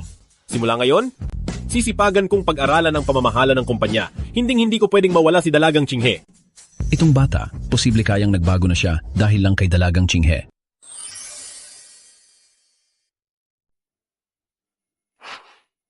Buisit. Talagang binigyan ni Lolo si Cheng Xian ng posisyon sa core management. Anong karapatan niya? Bakit niya ako kailangang sapawan? Dalagang Jingro, dali. Lapitan mo si Papa at lambingin mo siya. Papa, wag na po kayong magalit. Oh, kamusta naman? Wala ba talagang balak pang bumalik si Dalagang Chinghe? Talagang wala nang balak bumalik si ate. Pinalayas pa nga kami ni Tito. Sige. Ang lakas ng loob nilang apihin ang mga tao ko. Bukas na bukas din pupuntahan ko si Lolo para mabigyan kayo ng hustisya. Ang lakas ng loob niyang mahuli sa ating buwanang family dinner. Talagang mahirap baguhin ang nakasanayan na ng isang tao. Pa, hindi ba ganyan na talaga si pangalawang kapatid? Hindi pa ba kayo sanay? Akala ko pagpasok niya sa core management, magbabago na siya, sa ikabubuti. Hindi ko inakalang ganoon pa rin siya. Talagang pinahihiya niya ang pamilyang Cheng. Lolo, hindi po kami nahuli dahil nagliwaliw si Papa, kundi dahil abala kami sa pag-aasikaso ng mga trabaho sa kumpanya. Simula nang mapasama si Papa sa core management, hindi na siya kailanman nagpabaya. Ipinagkakautang natin ang lahat ng ito kay Dalagang Chinghe. Halika na. Maupo na kayo. Tama si Papa. Pinakamagaling talaga ang ating Dalagang Chinghe. Dito ka umupo sa tabi ni Papa. Kuya, anak ko na ngayon si Dalagang Chinghe at wala ka nang pakialam sa kanya. Kuya, si Dalagang Chinghe ay anak ko na ngayon at wala ka nang kinalaman sa kanya. Ikaw? Tama na yan. Halina kayo at maghanda ng kumain. Ngayon, pagkatapos magbagong buhay ng pangalawang kapatid, mukha na nga siyang isang tunay na ama. Oo nga. Hindi ba't may nakatalik na babae ang pangalawang kapatid noon nang malasing siya? Kung nagpakasal siya noon, siguro ay may sarili na siyang anak ngayon, di ba? Malinaw na sinadya mo akong pagbintangan. Lasing lang ako noon pero hindi ako aabot sa puntong gagawin ng ganoong bagay. Tama na. Huwag niyo nang banggitin ang mga bagay na nakalipas na. Pa, mukhang kahit ayaw niyo ay kailangan niyo na itong pag-usapan. Anong ibig mong sabihin? Pangalawang kapatid, marahil ay hindi mo pa alam. Isinilang na ng babaeng iyon ang anak mo. Anong sinabi mo? Pa, kung hahayaan niyo pa ring manatili si Sean sa pamunuan, natitiyak ko na sa oras na magpakita siya, muling malulubog ang korporasyong Cheng sa krisis ng opinyon ng publiko gaya noon. Hindi biro ang halagang malulugi sa atin kapag nangyari iyon. Cheng Xian, ikaw. Lolo, naniniwala po ako kay Papa. Alam kong hindi niya magagawa ang ganoong bagay. Dalagang Chinghe, ang bagay na ito ay hindi dapat pinapakialaman ng mga batang tulad mo. Pero, Huwag kang sasagot. Pa, sa akin niyo ibuhos ang galit niyo at huwag niyong sigawan ang anak ko. Ikaw. Suwail kang anak. Ang negosyong pinaghirapan kong itayo sa buong buhay ko ay hinding-hindi ko hahayaang masira lang sa mga kamay mo. Talagang sadyang matigas ang ulo mo at kahit anong gawin ay hindi ka na magbabago. Sige, ganoon pala. Sa tingin nyo ay isa lang akong ganap na salot. Dahil ayaw nyo akong pabalikin sa korporasyon, susundin ko ang gusto nyo. Lalabas ako ngayon at ipagbabanduhan sa lahat na si Cheng Xian ay isang babaero at nagkaanak sa labas. Ang lakas ng loob mong sumagot ng ganyan. Mga tao, kaladkarin niyo siya palabas at parusahan ayon sa batas ng pamilya. Lolo, Papa,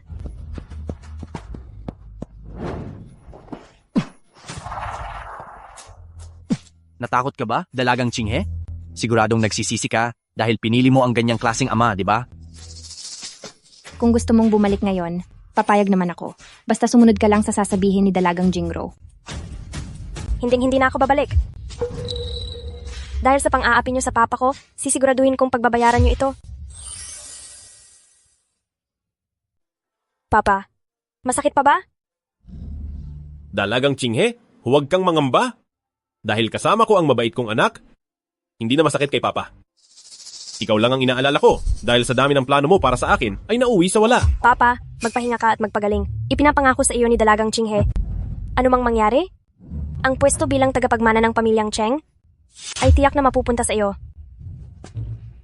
Binibining Chinghe. Papa, magpahinga ka muna ng mabuti. Yung ipinapaimbestigahan ko sa iyo, kumusta na ang balita? Binibining Chinghe, yung babaeng nabanggit ni Xiaohua ay totoong nagkaanak na noon. Nakipag-ugnayan na ako at maaari nang isagawa ang DNA test ngayong araw. Mabuti naman. Kumusta naman ang ipinapahanap ko tungkol kina Xiaohua at kay Yun? Binibining Chinghe, hinggil sa kinaroroonan ni Xiaohua, hindi ko talaga matagpuan. Subalit, ang unang ginang nitong mga araw ay palaging pumupunta sa Liuguang Bar. Kapag wala si Xiaohua sa bahay, hindi na siya umuuwi sa gabi. Tiyak may nangyayaring kalokohan dito.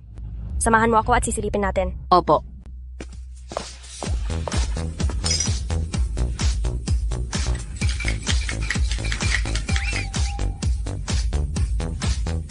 Sigurado ka bang dito yan? Sigurado po. Ang unang ginang nitong mga araw ay halos araw-araw narito. Sige.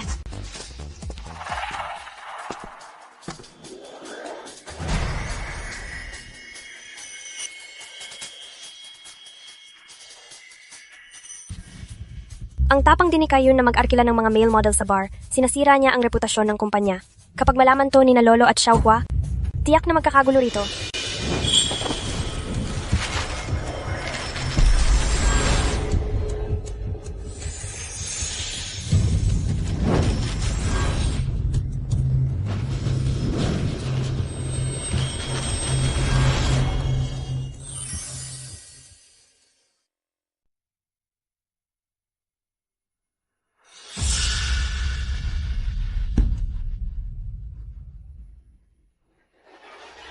Ikaw, makasalanang babae.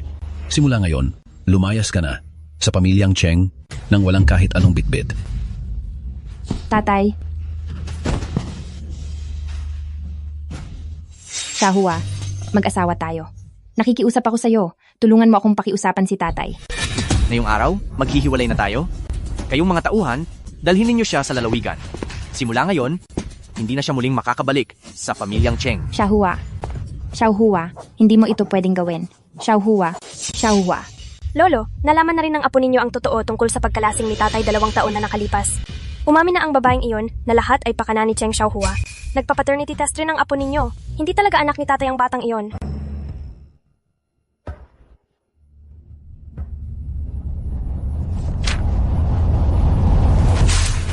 Lahat ng ito'y kasalanan mo. Kayong dalawa, puro sakit ng ulo ang dinadala nyo sa akin. Lolo, ang daming masamang ginawa ni na Tito. Hindi ba't dapat silang parusahan?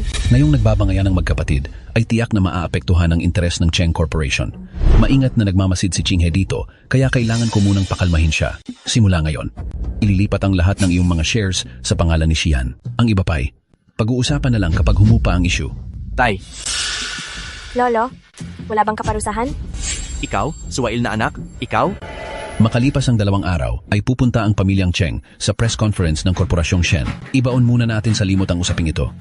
Lolo, hindi po ako sang-ayon sa pasyang ito. Chinghe, pagkalipas ng 2 araw, kapag nakakuha si Xian ng puhunan si Xian mula kay tagapangulong Shen, papayag si Lolo na ang posisyon bilang tagapagmana ay mapunta sa kanya. Desidido na ako rito.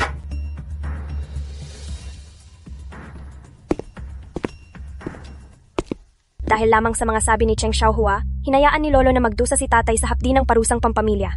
Ngayong klaro na ang ebidensya, ligtas pa rin si Cheng Xiaohua. Sa labis niyang pagkampi, paano pa ko aasa sa kanya? Kailangan ko nang magmadali upang makipagpartner sa iba para makapagtayo ng sarili kong negosyo.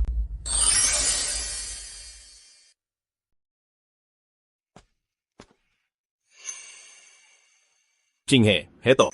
Bakit ipinadala sa akin ni Papa ang mga dokumento ng stock ni Cheng Xiaohua? Kasi sinabi ko kay Lolo tungkol sa nangyari noong 2 taon na ang nakalipas ng malasing ka, na pinlano ka ni Tito, kaya ibinigay ni Lolo ang mga stock ni Cheng Xiaohua sa'yo. Talaga? Oo. Ang husay mo talaga. Papa, huwag ka munang masyadong masaya. Hindi naglabas si Lolo ng pinal na pa siya ukol dito. Sa palagay ko, kapag humupa na ang gulong ito, ay ibabalik pa rin ang mga shares na ito kay Cheng Xiaohua. Sobrang hindi patas ng matanda. Bagaman klarong naapektuhan ni Cheng Xiaohua ang interes ng kumpanya, pero ayaw pa rin siyang patawan ng parusa ng matanda. Papa, huwag ka nang malumbay. Nandito pa rin ako para sa'yo. Alam yun ni Papa na ikaw lang talaga ang maaasahan ko, anak. Chinghe, bihira lang tayo magkaroon ng ganitong lambing bilang mag-ama. Sige, pag-usapan na natin ang seryosong bagay. Marami tayong suliranin ngayon sa loob at labas ng pamilya, kaya kailangan na nating magmadali maghanap ng bagong paraan. Anong bagong paraan? Ang sabi ni Lolo, kapag nakakuha ka para sa Korporasyong Cheng ng pondo mula kay Chairman Shen, ibibigay daw niya sa iyo ang posisyon ng tagapagmana. Pero sa palagay ko, hindi ito kapanipaniwala. Chinghe? Siguro naman hindi. Kahit sabihin na mas mahalaga sa kanya ang tubo, tinutupad pa rin ni Papa ang kanyang mga pangako. Sobra kang nagbubulag-bulagan. Kahit alam mo namang hindi ka mahal ng pamilya mo, ayaw mo pa rin maniwala niyan. Pagkatapos ng press conference sa loob ng 2 araw, malalaman din natin ang lahat. Oo.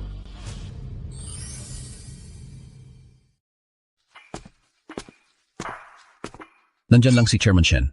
Kung sino mang makahikayat sa kooperasyon ni Chairman Shen, sa kanya mapapasakamay ang posisyon bilang tagapagmana. Sa akin lang dapat mapunta ang pagiging tagapagmana.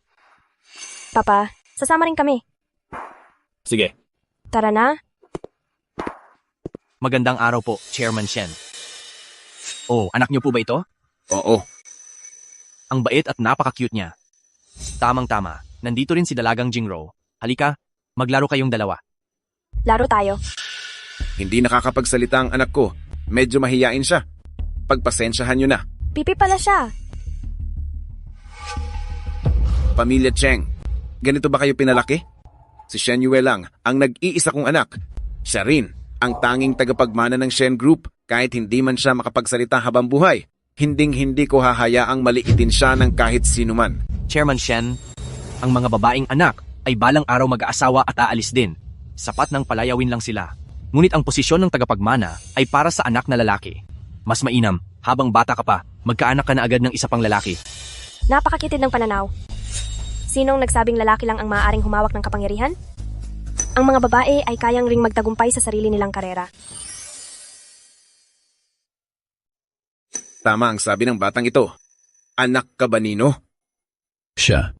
Ang apo kong kakahanap ko lang, na si Cheng Chinghe. Kamusta po, Chairman Shen? Sige. Kamusta? Pwede ba tayong maging magkaibigan? Marunong pala siyang gumamit ng sign language? Pwede. Anak, anong ginagawa ninyo? Papa, magkaibigan na po kami. Mabuti. Ikaw ang pangalawang anak ng pamilya Cheng. Mukhang isa kang binatang may magandang kinabukasan. Mukhang hindi pala kapani-paniwala ang balita. Salamat po sa papuri, Chairman Shen. Ito'y dahil lang sa pagkakaroon ko nitong anak at tinuruan niya ako ng husto. Chairman Shen, may nag-iisang anak na babae ka rin. Tama. Sa totoo lang, unang beses itong napumayag siyang makipaglaro sa isang kaibigan. Ito pala ang tinatawag na sumpa ng pagkapipisa sa mga sinaunang aklat ng mga syaman. Hindi makapagsalita si Miss Shen dahil napinsala ng matinding lagnat ang kanyang lalamunan at nabara ang daanan ng kanyang hangin. Tama ka. Nagkaroon nga siya ng matinding na lagnat noong bata pa siya at pagkagising niya ay hindi na siya makapagsalita. Di ko akalain na marunong ka pala ng medisina kahit bata ka pa. Sayang at nasubukan ko na ang lahat ng paraan pero di ko pa rin napagaling ang pagkapipi ni Yuer. Chairman Shen, basta magtiwala ka sa akin, mapapagaling ko si Shen Yue at mapapasalita ko siya ulit. Talaga? Opo. Ang batang tulad mo makagagamot ng isang pipi? Huwag mo nang aksayahin ang oras mo. Ano bang sinasabi mo? Pinapahiya mo lang ako. Tatay, nababahala lang ako na baka hindi magamot ni Dalagang Chinghe ang pasyente at baka lalo pang lumala ang kalagayan. Ikaw? May tiwala ako kay Dalagang Chinghe. Kung sinabi niyang kaya niyang pagalingin ito, tiyak na gagaling ito. Chairman Shen, pakiusap, pahintulutan niyo po akong subukan ito. Ito po ay... Handa ka bang payagan akong napagalingin ang iyong pagkapipi? Naniniwala akong magagawa kitang na parang isang normal na tao na makapagsalita muli. Papa, nais ko nang makapagsalita. Handa akong magtiwala kay Dalagang Chinghe. Sige na nga. Dahil nais magpagamot ni Yuer, hayaan natin siyang gamutin. Dalagang Chinghe, ituturing ko itong na isang pabor ng pagkakaibigan para kay Yuer. Ngunit kailangang matiyak mo na kailan may hindi masasaktan si Yuer. Huwag po kayong mag-alala, Chairman Shen. Maging mabait ka, Yue, yo. Mamaya isusuot ko ang maskarang ito at sasayaw kasama ka. Kakanta ang mga kampanilya. Hihipan ito palabas ang masasamang hangin sa iyong lalamunan. Korbang buwan. Nakasabit sa bintana. Manikang hamog, lumisan ka na agad.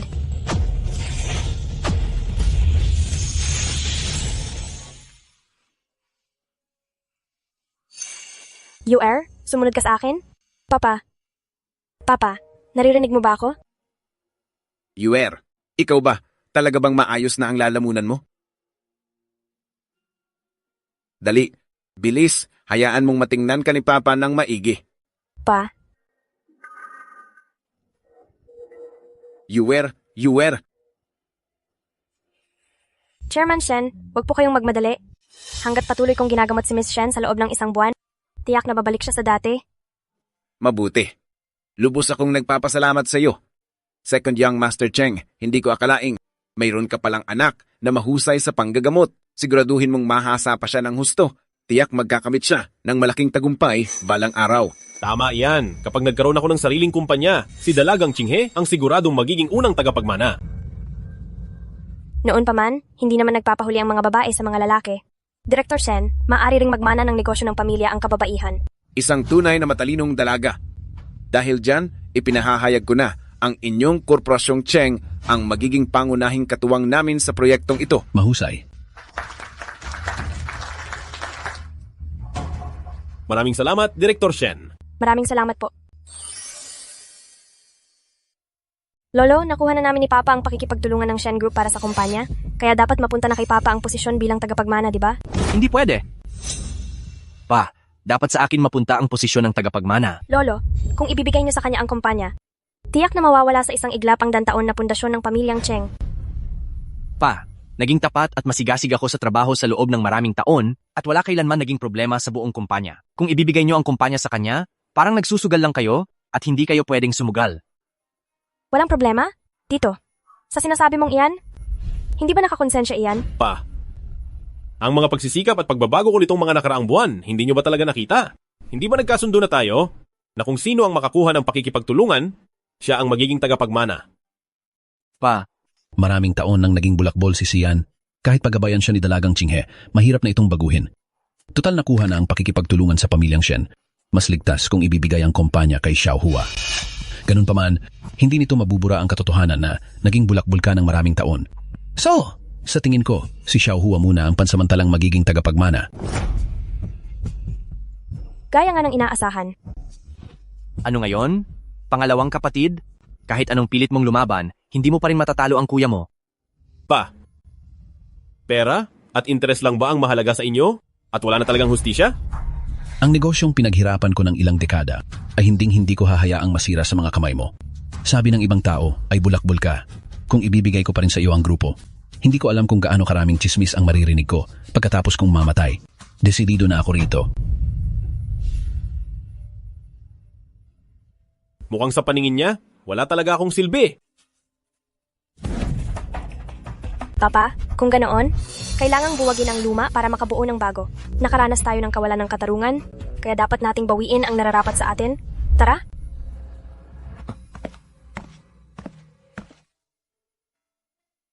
Itay, ano po ang nangyayari sa inyo?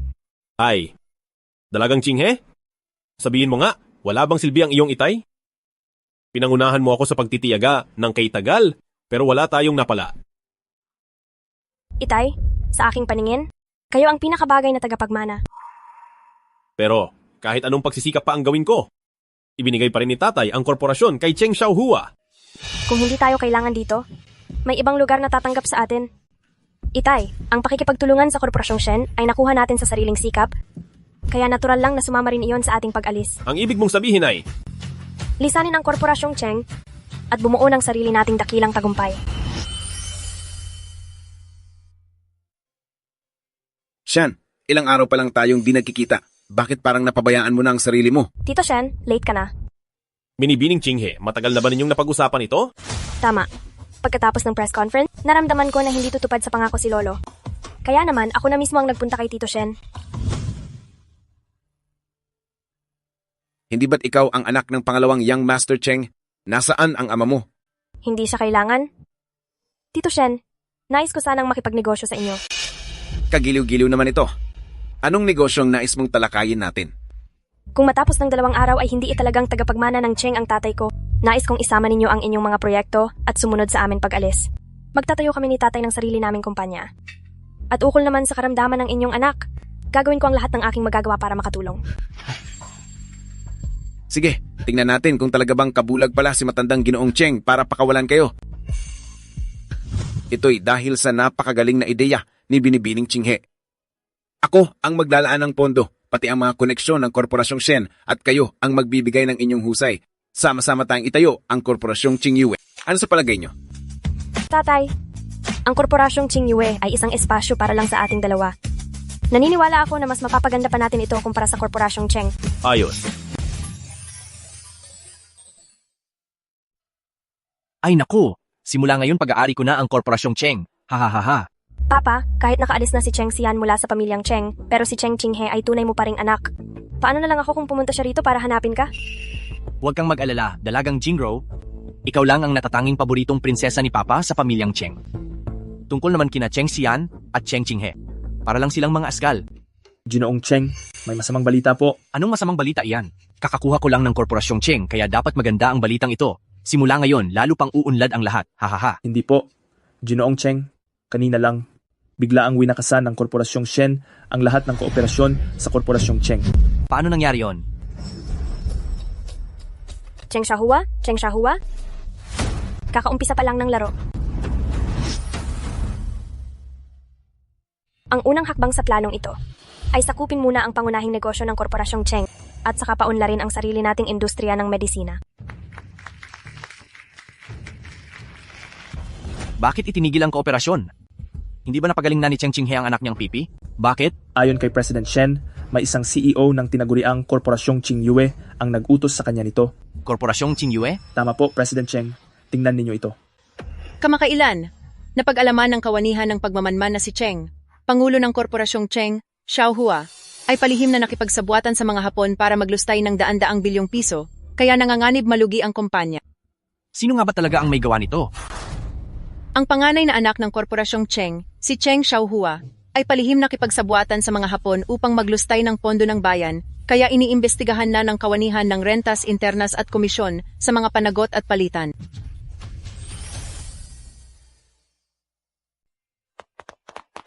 Kami ang mga kawani ng Korporasyong Cheng. Totoo ba ang sabi ng kumpanya natin na triple raw ang sahod? Totoo iyon. Gusto kong sumali. Ako rin, pati ako. Binibining Qinghe. Lahat ba ito'y ideya mo? Oo naman. Papa, ang balitang sumabog tungkol sa Korporasyong Cheng at ang masasamang balita tungkol kay Cheng Xiaohua ay kumalat na kung saan-saan. Ito ang pinakamainam na pagkakataon para agawin ang mga tao nila. Walang duda, anak kita. Matalino at ubod ng cute. Shan-shan, sadyang kaibig-ibig ka. Papa, bitawan mo na ako. Paano mo ba pinatakbo ang kumpanya? Nangahas ka pang makipagsabuatan ng palihim sa mga Hapones. Sa loob lang ng isang linggo, 80% na ng mga kawani ng Korporasyong Cheng ang nagbitiw. Lolo, wag niyo na pong pagalitan si Papa. Tutal bago pa lang si Papa sa pamamahala ng kumpanya. Marami pa siyang di lubos na alam. Itay, nagmamakaawa po ako, iligtas niyo ako, pakigawan niyo po ng paraan, ang dami kong utang, kapag di ko yun nabayaran, siguradong mabubulok ako sa kulungan, Itay. Ngayong ganito na ang sitwasyon, ano pa ba ang magagawa ko? Lolo, kapag sa kanya niyo ibinigay ang kumpanya, tiyak na mawawala ng saysay at magigiba ang 100 taong pundasyon ng pamilyang Cheng. Ang pamilyang Cheng. Tapos na. Hindi, imposible. Napakaraming taon na kayong namamahala sa kumpanya, siguradong marami kayong koneksyon na maaaring tumulong para mailigtas ako. Ako ang tunay niyong anak. Kailangan niyong gumawa ng paraan para masalba ako. Tama po, Lolo. Pakiusap po. Kausapin niyo sila. Isalba niyo po ang papa ko. Talagang napakahangal mo. Ang pakikiusap sa kanila ngayon ay katumbas na rin ng pagsasabi sa buong mundo na ang Korporasyong Cheng ay wala na sa tuktok ng kapangyarihan. Ano ba talaga ang ginawa mo para magalit sila, ang Korporasyong Shen, para talagang maghiganti sila sa atin? Ganting paghihiganti ba? Nakapagsalita na ang chairman ng Shen, sinumang magtangkang tumulong sa pamilyang Cheng ay agad nilang ituturing na kaaway. Cheng Xiaohua, ikaw, ano ba talaga ang ginawa mo sa kanila? Batay sa narinig ko kay Ginoong Shen, ito raw ay utos ng isang CEO ng Korporasyong Qingyue. Korporasyong Qingyue? Oo, sila mismo. Korporasyong Qingyue. Bakit yata hindi ko pa narinig ang kumpanyang iyon? Mukhang kinakailangan kong puntahan sila. Manatili ka muna rito sa bahay. Kapag naayos ang suliraning ito, maghaharap tayo.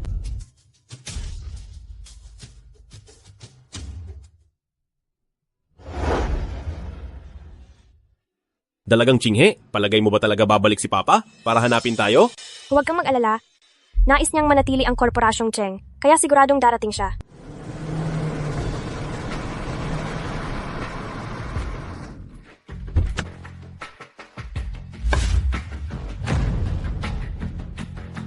Pinuntahan nga talaga ako ni Papa. Mas maaga pa ito kaysa sa inaasahan ko. Pa, halika na. Salubungin natin siya.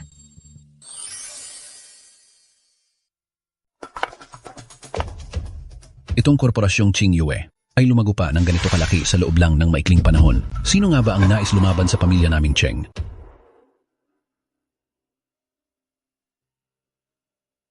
Magandang araw, Lolo. Dalagang Qinghe, anong ginagawa mo rito? Lolo, saan po ninyo gustong pumunta? Ihahatid ko po kayo.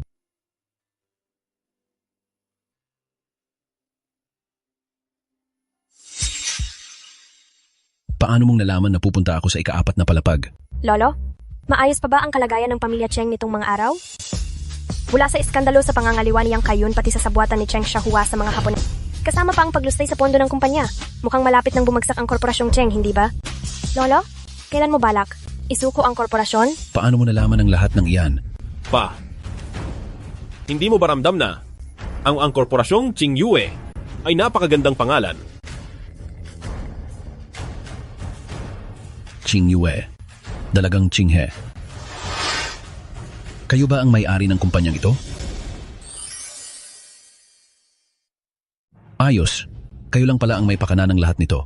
Mahusay korporasyong Qingyue. Ngayon malinaw na sa akin ang lahat. Balak ninyong dalawa na ibagsak ang ating korporasyong Cheng. Pa. Nalilito na po kayo dala ng katandaan.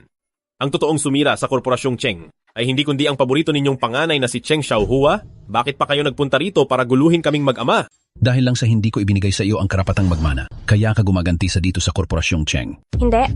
Lolo, nagkakamali po kayo. Binalaan na po namin kayo ni Papa na huwag ipasa ang korporasyon kay Cheng Xiaohua. Pero lubhanin niyo siyang kinampihan. Ang lahat ng ito ay bunga ng inyo ring mga pagkakamali. Pa. Para sa kapakanan ng korporasyon at para sa inyong sariling dangal nagbulag-bulagan kayo, hindi kami ang dapat ninyong sisihin. Ano ba talaga ang pakay ninyong dalawa? Patas na hustisya na walang kinikilingan ang hinihingi namin. Bilang miyembro ng pamilya Cheng, kailangan nating sundin ang batas ng pamilya. Ang may kakayahan ng nararapat magmana ng negosyo at sinumang sisira sa interes ng korporasyon ay dapat palayasin sa Cheng. Shan? Alam kong may sama ng loob ka pa sa akin, pero si Xiaohua ay ang panganay na anak ng pamilya Cheng at totoong kuya mo. Sariling kuya? Panganay na anak? Kung sa magandang salita, kapatid ko lang siya sa ama. Pero kung tutuusin, isa lang siyang anak sa labas na hindi kailanman matatanggap ng pamilya. Ikaw?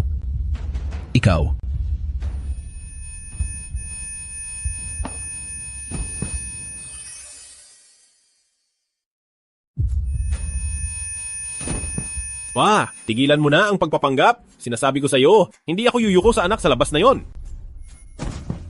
Pa? Mukhang patay na si Lolo. Pa? Pa? Kahit laging may paborito si Lolo Cheng kay Cheng Xiaohua, pero kahit anong mangyari, mahalaga pa rin siya kay Papa. Kahit gusto ko na lang siyang pabayaan. Pero kung mamatay siya, tiyak na malulungkot din si Papa. Pa, bilisan mo at humanap ka ng maghahatid kay Lolo sa ospital. Sige.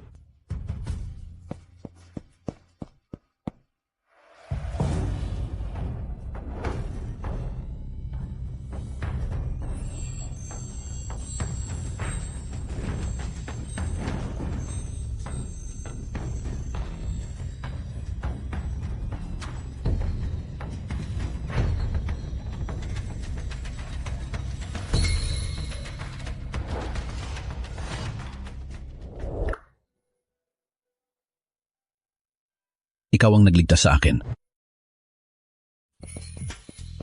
Pa, ayos ka na ba? Ayos na ako.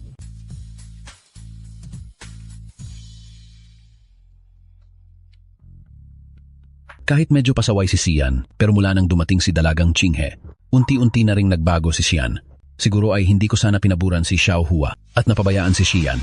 Xian, ikaw, malaki ka na.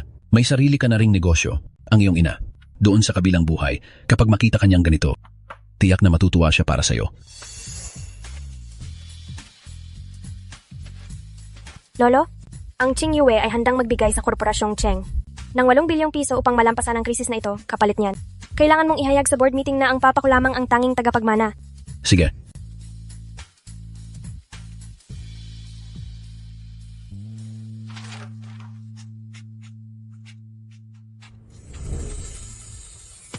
Huwag kang mag-alala.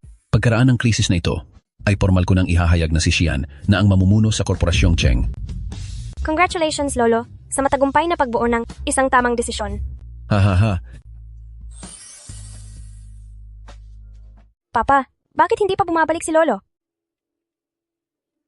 Senyorito, inatasan ako ng matandang amo na iparating sa inyo na ang lahat ng inyong posisyon sa korporasyong Cheng ay sinuspinde na. Ano raw? Papa, mukhang wala talagang pakialam sa inyo si Lolo. Dadakpin na kayo.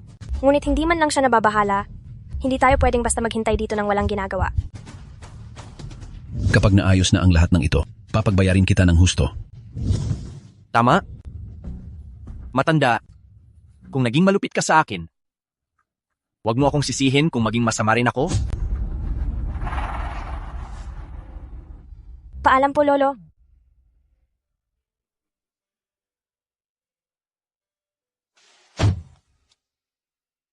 Chinghe, maraming salamat sa pagsagip kay Papa.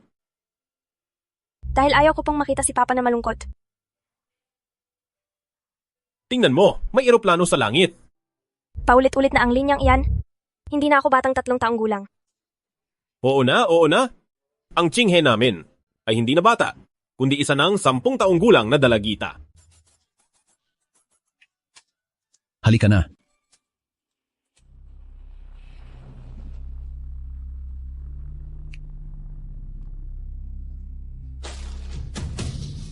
Hi.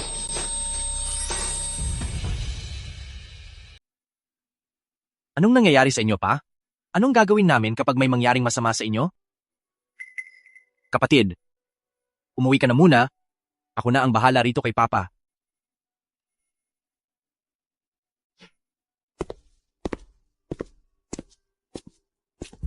Papa, tiyak na mapupunta na sa inyo ang posisyon ng tagapagmana. At ako na ang magiging pangunahing tagapagmana. Huwag ka munang lubos na matuwa. Hindi pa natin alam kung kailan ba talaga magigising ang matanda. Ginoong Cheng, nagkaroon ng pagdurugo sa loob ng bungo ang pasyente, dulot ng aksidente, bagamat may posibilidad na magising siya, pansamantala lang ang kanyang kamalayan. Ganito na lang ba ang antas ng ospital ninyo? Huwag kayong mag-alala, Ginoong Cheng. Gagawin namin ang lahat ng aming magagawa para mailigtas ang matanda. Mali ka. Nais kong manatili siyang nakahiga habang buhay at kailan may hindi na magising. Anong sabi mo, Itoy? Itong pera, sapat na ito para sa buong buhay mo. Kailangan mo lang siyang hayaan, matulog ng habang buhay. Huwag mag-alala. Ginoong Cheng, babawasan namin ang kanyang mga gamot para mapayapa siyang makapagpahinga sa kanyang katandaan. Tigil, tandaan mo ito. Huwag mong papasukin sina Cheng Xian at ang kanyang anak. Opo, maaasahan ninyo ako.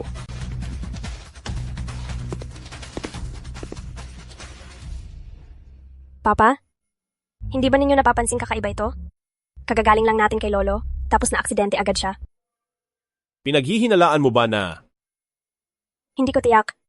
Pakiramdam ko lang na napakalaking pagkakataon lang ito. Ang kontratang iyon para sa pamumuho ng 7 bilyon at 700 milyong piso ay nasa mga kamay pa rin ni Lolo.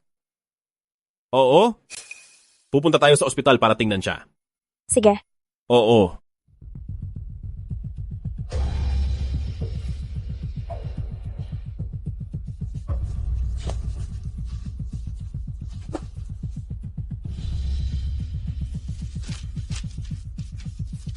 Ayos na ito.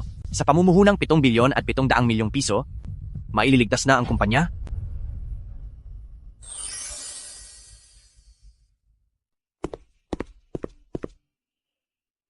Hoy, nasa ICU siya at hindi pwedeng bumisita. Kami ang mga kamag-anak ng pasyente. Bakit hindi kami pwedeng pumasok? Nasa vegetative state ngayon ang pasyente. Kailangan niyang magpahinga at hindi kayo pwedeng pumasok. Hoy! Karapatan ng anak na makita ang kaniyang ama. Bakit mo kami pinipigilan pumasok? Tabi? Security, paalisin sila.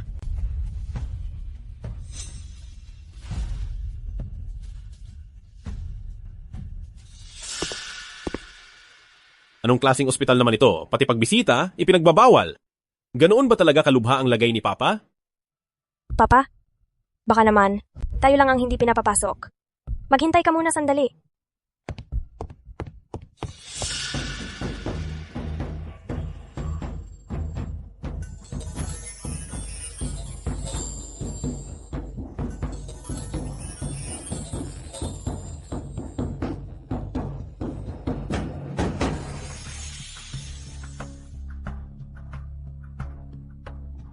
Hindi ito pangkaraniwang aksidente sa kalsada.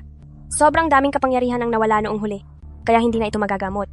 Pero, hindi naman mahirap hanapin kung sino ang may gawa nito.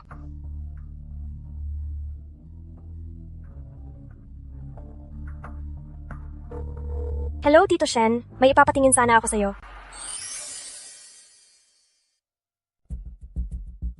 Binibining Chinghe? Saan ka ba galing? Tay, iniimbestigahan ko ang katotohanan sa likod ng aksidente ni Lolo. Katotohanan ba? Opo. May hinala ka ba? Tay, huwag kayong mag-alala. Malalaman ninyo rin ang lahat mamaya. Itong panganay na anak ng Angkan Cheng. Talagang hanga ako sa kanya. Pati ang sariling ama niya ay handa niyang patayin. Chairman Shen, anong ibig mong sabihin? Magpaliwanag ka. Opo. Sinabi sa akin ni Cheng Xiaohua na basta mabangga ko lang ang isang kotse, bibigyan niya ako ng 8 milyong piso. Hindi lang yon. Si Cheng Xiaohua ay nagbigay pa ng suhol sa doktor para bawasan ang medisina upang hayaang sinakatatandang Cheng ay manatiling koma habang buhay. Ngayon, anong gagawin natin? Hindi tayo makapasok at hindi magigising si tatay. Doktor, may problema? Ano himatay ang pasyente sa unang kama? Tay, eto na ang pagkakataon. Kailangan na nating makapasok agad.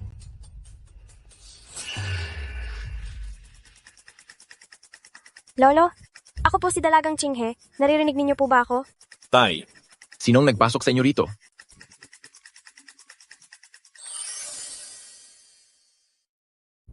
Sinong nagpasok sa inyo? Bakit mo binubulyawan ang anak ko? Magsalita ka. Anong ginawa mo sa tatay ko? Hindi ko po alam ang sinasabi nyo. Kapag ipinagpatuloy nyo pa ito, tatawag na ako ng gwardya. Kung gayon, ipaliwanag mo sa akin kung bakit sa iyong bank account biglang may pumasok na 40 milyong piso at kung paano nangyari iyon. Ikaw kayong lahat. Kung magsasabi ka ng totoo ngayon, siguro, maaari pa kitang palayain. Dalawa lang ang opsyon mo. Magkusang magsalita ka. O, hayaan ang pulis ang magpapasalita sa'yo. Ako, binawasan ko lang ang dosis ng gamot ng matanda. Wala na akong ginawa pang iba. Ngayon, bibigyan kita ng pagkakataon. Gisingin mo siya. Kaya mo ba yon? Opo. Kaya ko. Gagawin ko ang lahat. Basta't huwag niyo lang akong isusumbong sa pulis. Bilisan mo!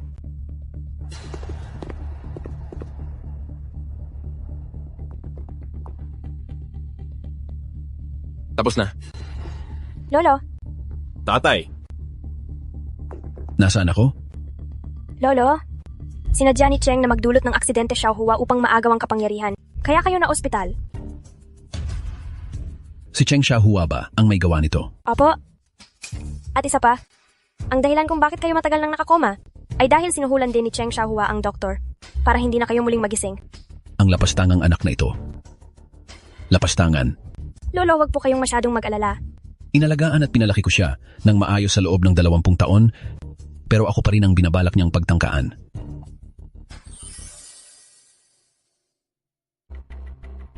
Ngayon, ipinatawag ko kayo rito, una sa lahat, upang magbigay ng anunsyo. Simula ngayong araw ako, si Cheng Xiaohua, ay formal ng magmamanal bilang direktor ng Korporasyong Cheng. Tito, hanggang ngayon ay nakaratay pa rin si Lolo sa ospital at inihahayag mo pa ito ngayon. Balak mo bang agawin ang kapangyarihan? Wala pa ring malay ang lolo mo, hindi maaaring walang pinuno ang korporasyon kahit isang araw. Bukod pa diyan, 1 buwan na ang lumipas mula nang italaga niya. Sa akin ang posisyon ng tagapagmana. Tito, bago mo pa ang kinin ng kapangyarihan, naisip mo ba ang pakikipagkuntsaba mo sa mga Hapones? Pati ang daan-daang milyong pisong utang na bunga ng pang-aabuso sa pondo ng kumpanya? Bukod pa roon, maliban sa mga shareholder ay tila wala ng empleyadong natitira sa kumpanya na nag-aabang na lang na lamunin ka ng walang itirang kahit ano. Ikaw talagang suwail na anak. Cheng Xiaohua, mas mabuting linawin mo sa sarili mo. Si Dalagang Chinghe ang anak ko ngayon. Wala ka ng karapatang sawayin siya. Tito, dahil sa laki ng iyong pagkakautang, ayon sa mga patakaran ng pamilyang Cheng, matagal ka na sanang itinaboy mula sa pamilyang Cheng. Kaya ngayon, ang tunay na may pinakamalaking karapatan sa pagmamana ng korporasyon ay ang aking ama lamang. Kalokohan, ito ang katotohanan. Naimbitahan ko na ang CEO ng Korporasyong Qingyue na mag-invest ng 7 bilyon at 800 milyong piso sa Korporasyong Cheng para maresolba ang krisis. Pag-isipan ninyong mabuti, ang pwesto ng tagapagmana ay para lang sa akin, kaya huwag kayong kumampi sa maling panig. Tatay, ito ang pinaka-nakakatawang biro na narinig ni Dalagang Chinghe. Anong ibig mong sabihin? Ikaw? Talagang napakatanga mo. Sige, tumawa lang kayo. Sisiguraduhin kong hindi na kayo muling tatawa balang araw. Oh, talaga ba?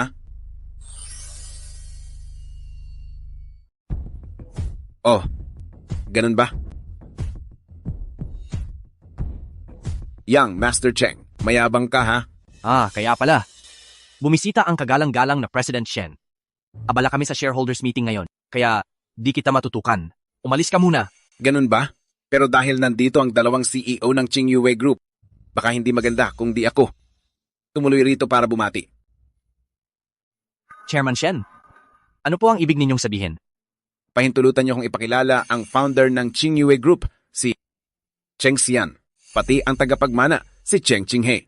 Cheng Xiaohua, hanggang ngayon ba'y di mo pa rin alam kung sino nga ba ang may pinakamalaking karapatan magmana ng Cheng Group? Natural. Kung sino ang ituro ko, siya ang may karapatan. Bilang panganay na anak ng pamilya Cheng, ang mga pasya sa pamilya Cheng. Ako ang nasusunod. Ulitin mo nga ang sinabi mo. Kung sino ba talaga ang nasusunod sa pamilya Cheng? Ulitin mo. Sino ba talaga ang nasusunod sa pamilyang Cheng? Itay? Gising ka na. Pasaway na anak. Nagawa mo pang subukang patayin ako. Gusto mo pa ring magmana ng korporasyong Cheng? Dahil narito kayong lahat, may iaanunsyo ako sa inyo. Cheng Xiaohua ay nag-arkila ng mamamatay tao upang ipapatay ang sariling ama. Simula sa araw na ito, tatanggalin ko siya sa talaan ng pamilyang Cheng at lubos na itatakwil. Kailanman hindi ka muling makakatapak sa pamilyang Cheng. Lolo, sa lipunang pinaghaharian ng batas ngayon, ang pagpatay ay labag sa batas. Napakasamang babae ka. Tingnan mo kung paano ko dudurugin ang bibig mo. Subukan mo lang. Itay, patawarin niyo po ako. Nagmamakaawa po ako sa inyo. Isaisip niyo naman na mag-ama tayo. Patawarin niyo na ako kahit ngayon lang. Sa tingin mo ba ayos na ang lahat dahil nagmamakaawa ka lang? Itay. Ayon sa ulat na ito, dahil sa paglabag ni Cheng Xiaohua sa batas at mga patakaran ng pamilyang Cheng, pinalayas siya sa pamilyang Cheng at inaasahan ding makukulong ng 6 na taon. Bilang tagapangulo ng korporasyong Cheng, ipinahahayag ko na formal ko nang ipinapasa ang korporasyon kay Cheng Xian bilang tagapagmana, si Cheng Qinghe ang itatalaga bilang pangunahing tagapagmana. Cheng Xiaohua, tungkol sa pagpatay mo kay Lolo, alam na yon ang lahat? Hintayin mo na lang? Ang parusa ng batas? Hindi ito pwede. Ako ang nag-iisang karapat-dapat na tagapagmana. Cheng Qinghe, lahat ito'y dahil sa'yo. Ikaw ang dahilan kaya nakuha ang posisyon ko. Kung hindi dahil sa'yo, hindi mapapaalis si Mama. Sobrang galit ako sa'yo. Tumahimik ka? Talagang Qinghe? Mabait na anak ni Papa. Ikaw talaga ang pinakamabuting anak ni Papa. Talagang Qinghe. Maaari mo bang pakiusapan si Papa? Sabihin kay Lolo na huwag niya akong ipakulong? Pakiusap? Cheng Xiaohua. Anak ko na ngayon si Dalagang Qinghe. Ako, si Cheng Xian, ang nag-iisa niyang ama. Mula ng araw na siya'y bumalik, hindi na siya sa'yo. Tito, kailangan pa kitang pasalamatan dahil nagkaroon ako ng napakabuting ama. Kung alam ko lang na ganito ang mangyayari, noong ipinanganak ka pa lang, itinapon na sana kita sa tubig para nalunod ka na. Mga tao, ikulong si Cheng Xiaohua. Tungkol naman sa kanya, wala naman talaga siyang dugong Cheng. Dalhin siya sa probinsya at hindi na siya papayagang makatapak sa pamilyang Cheng. Wag.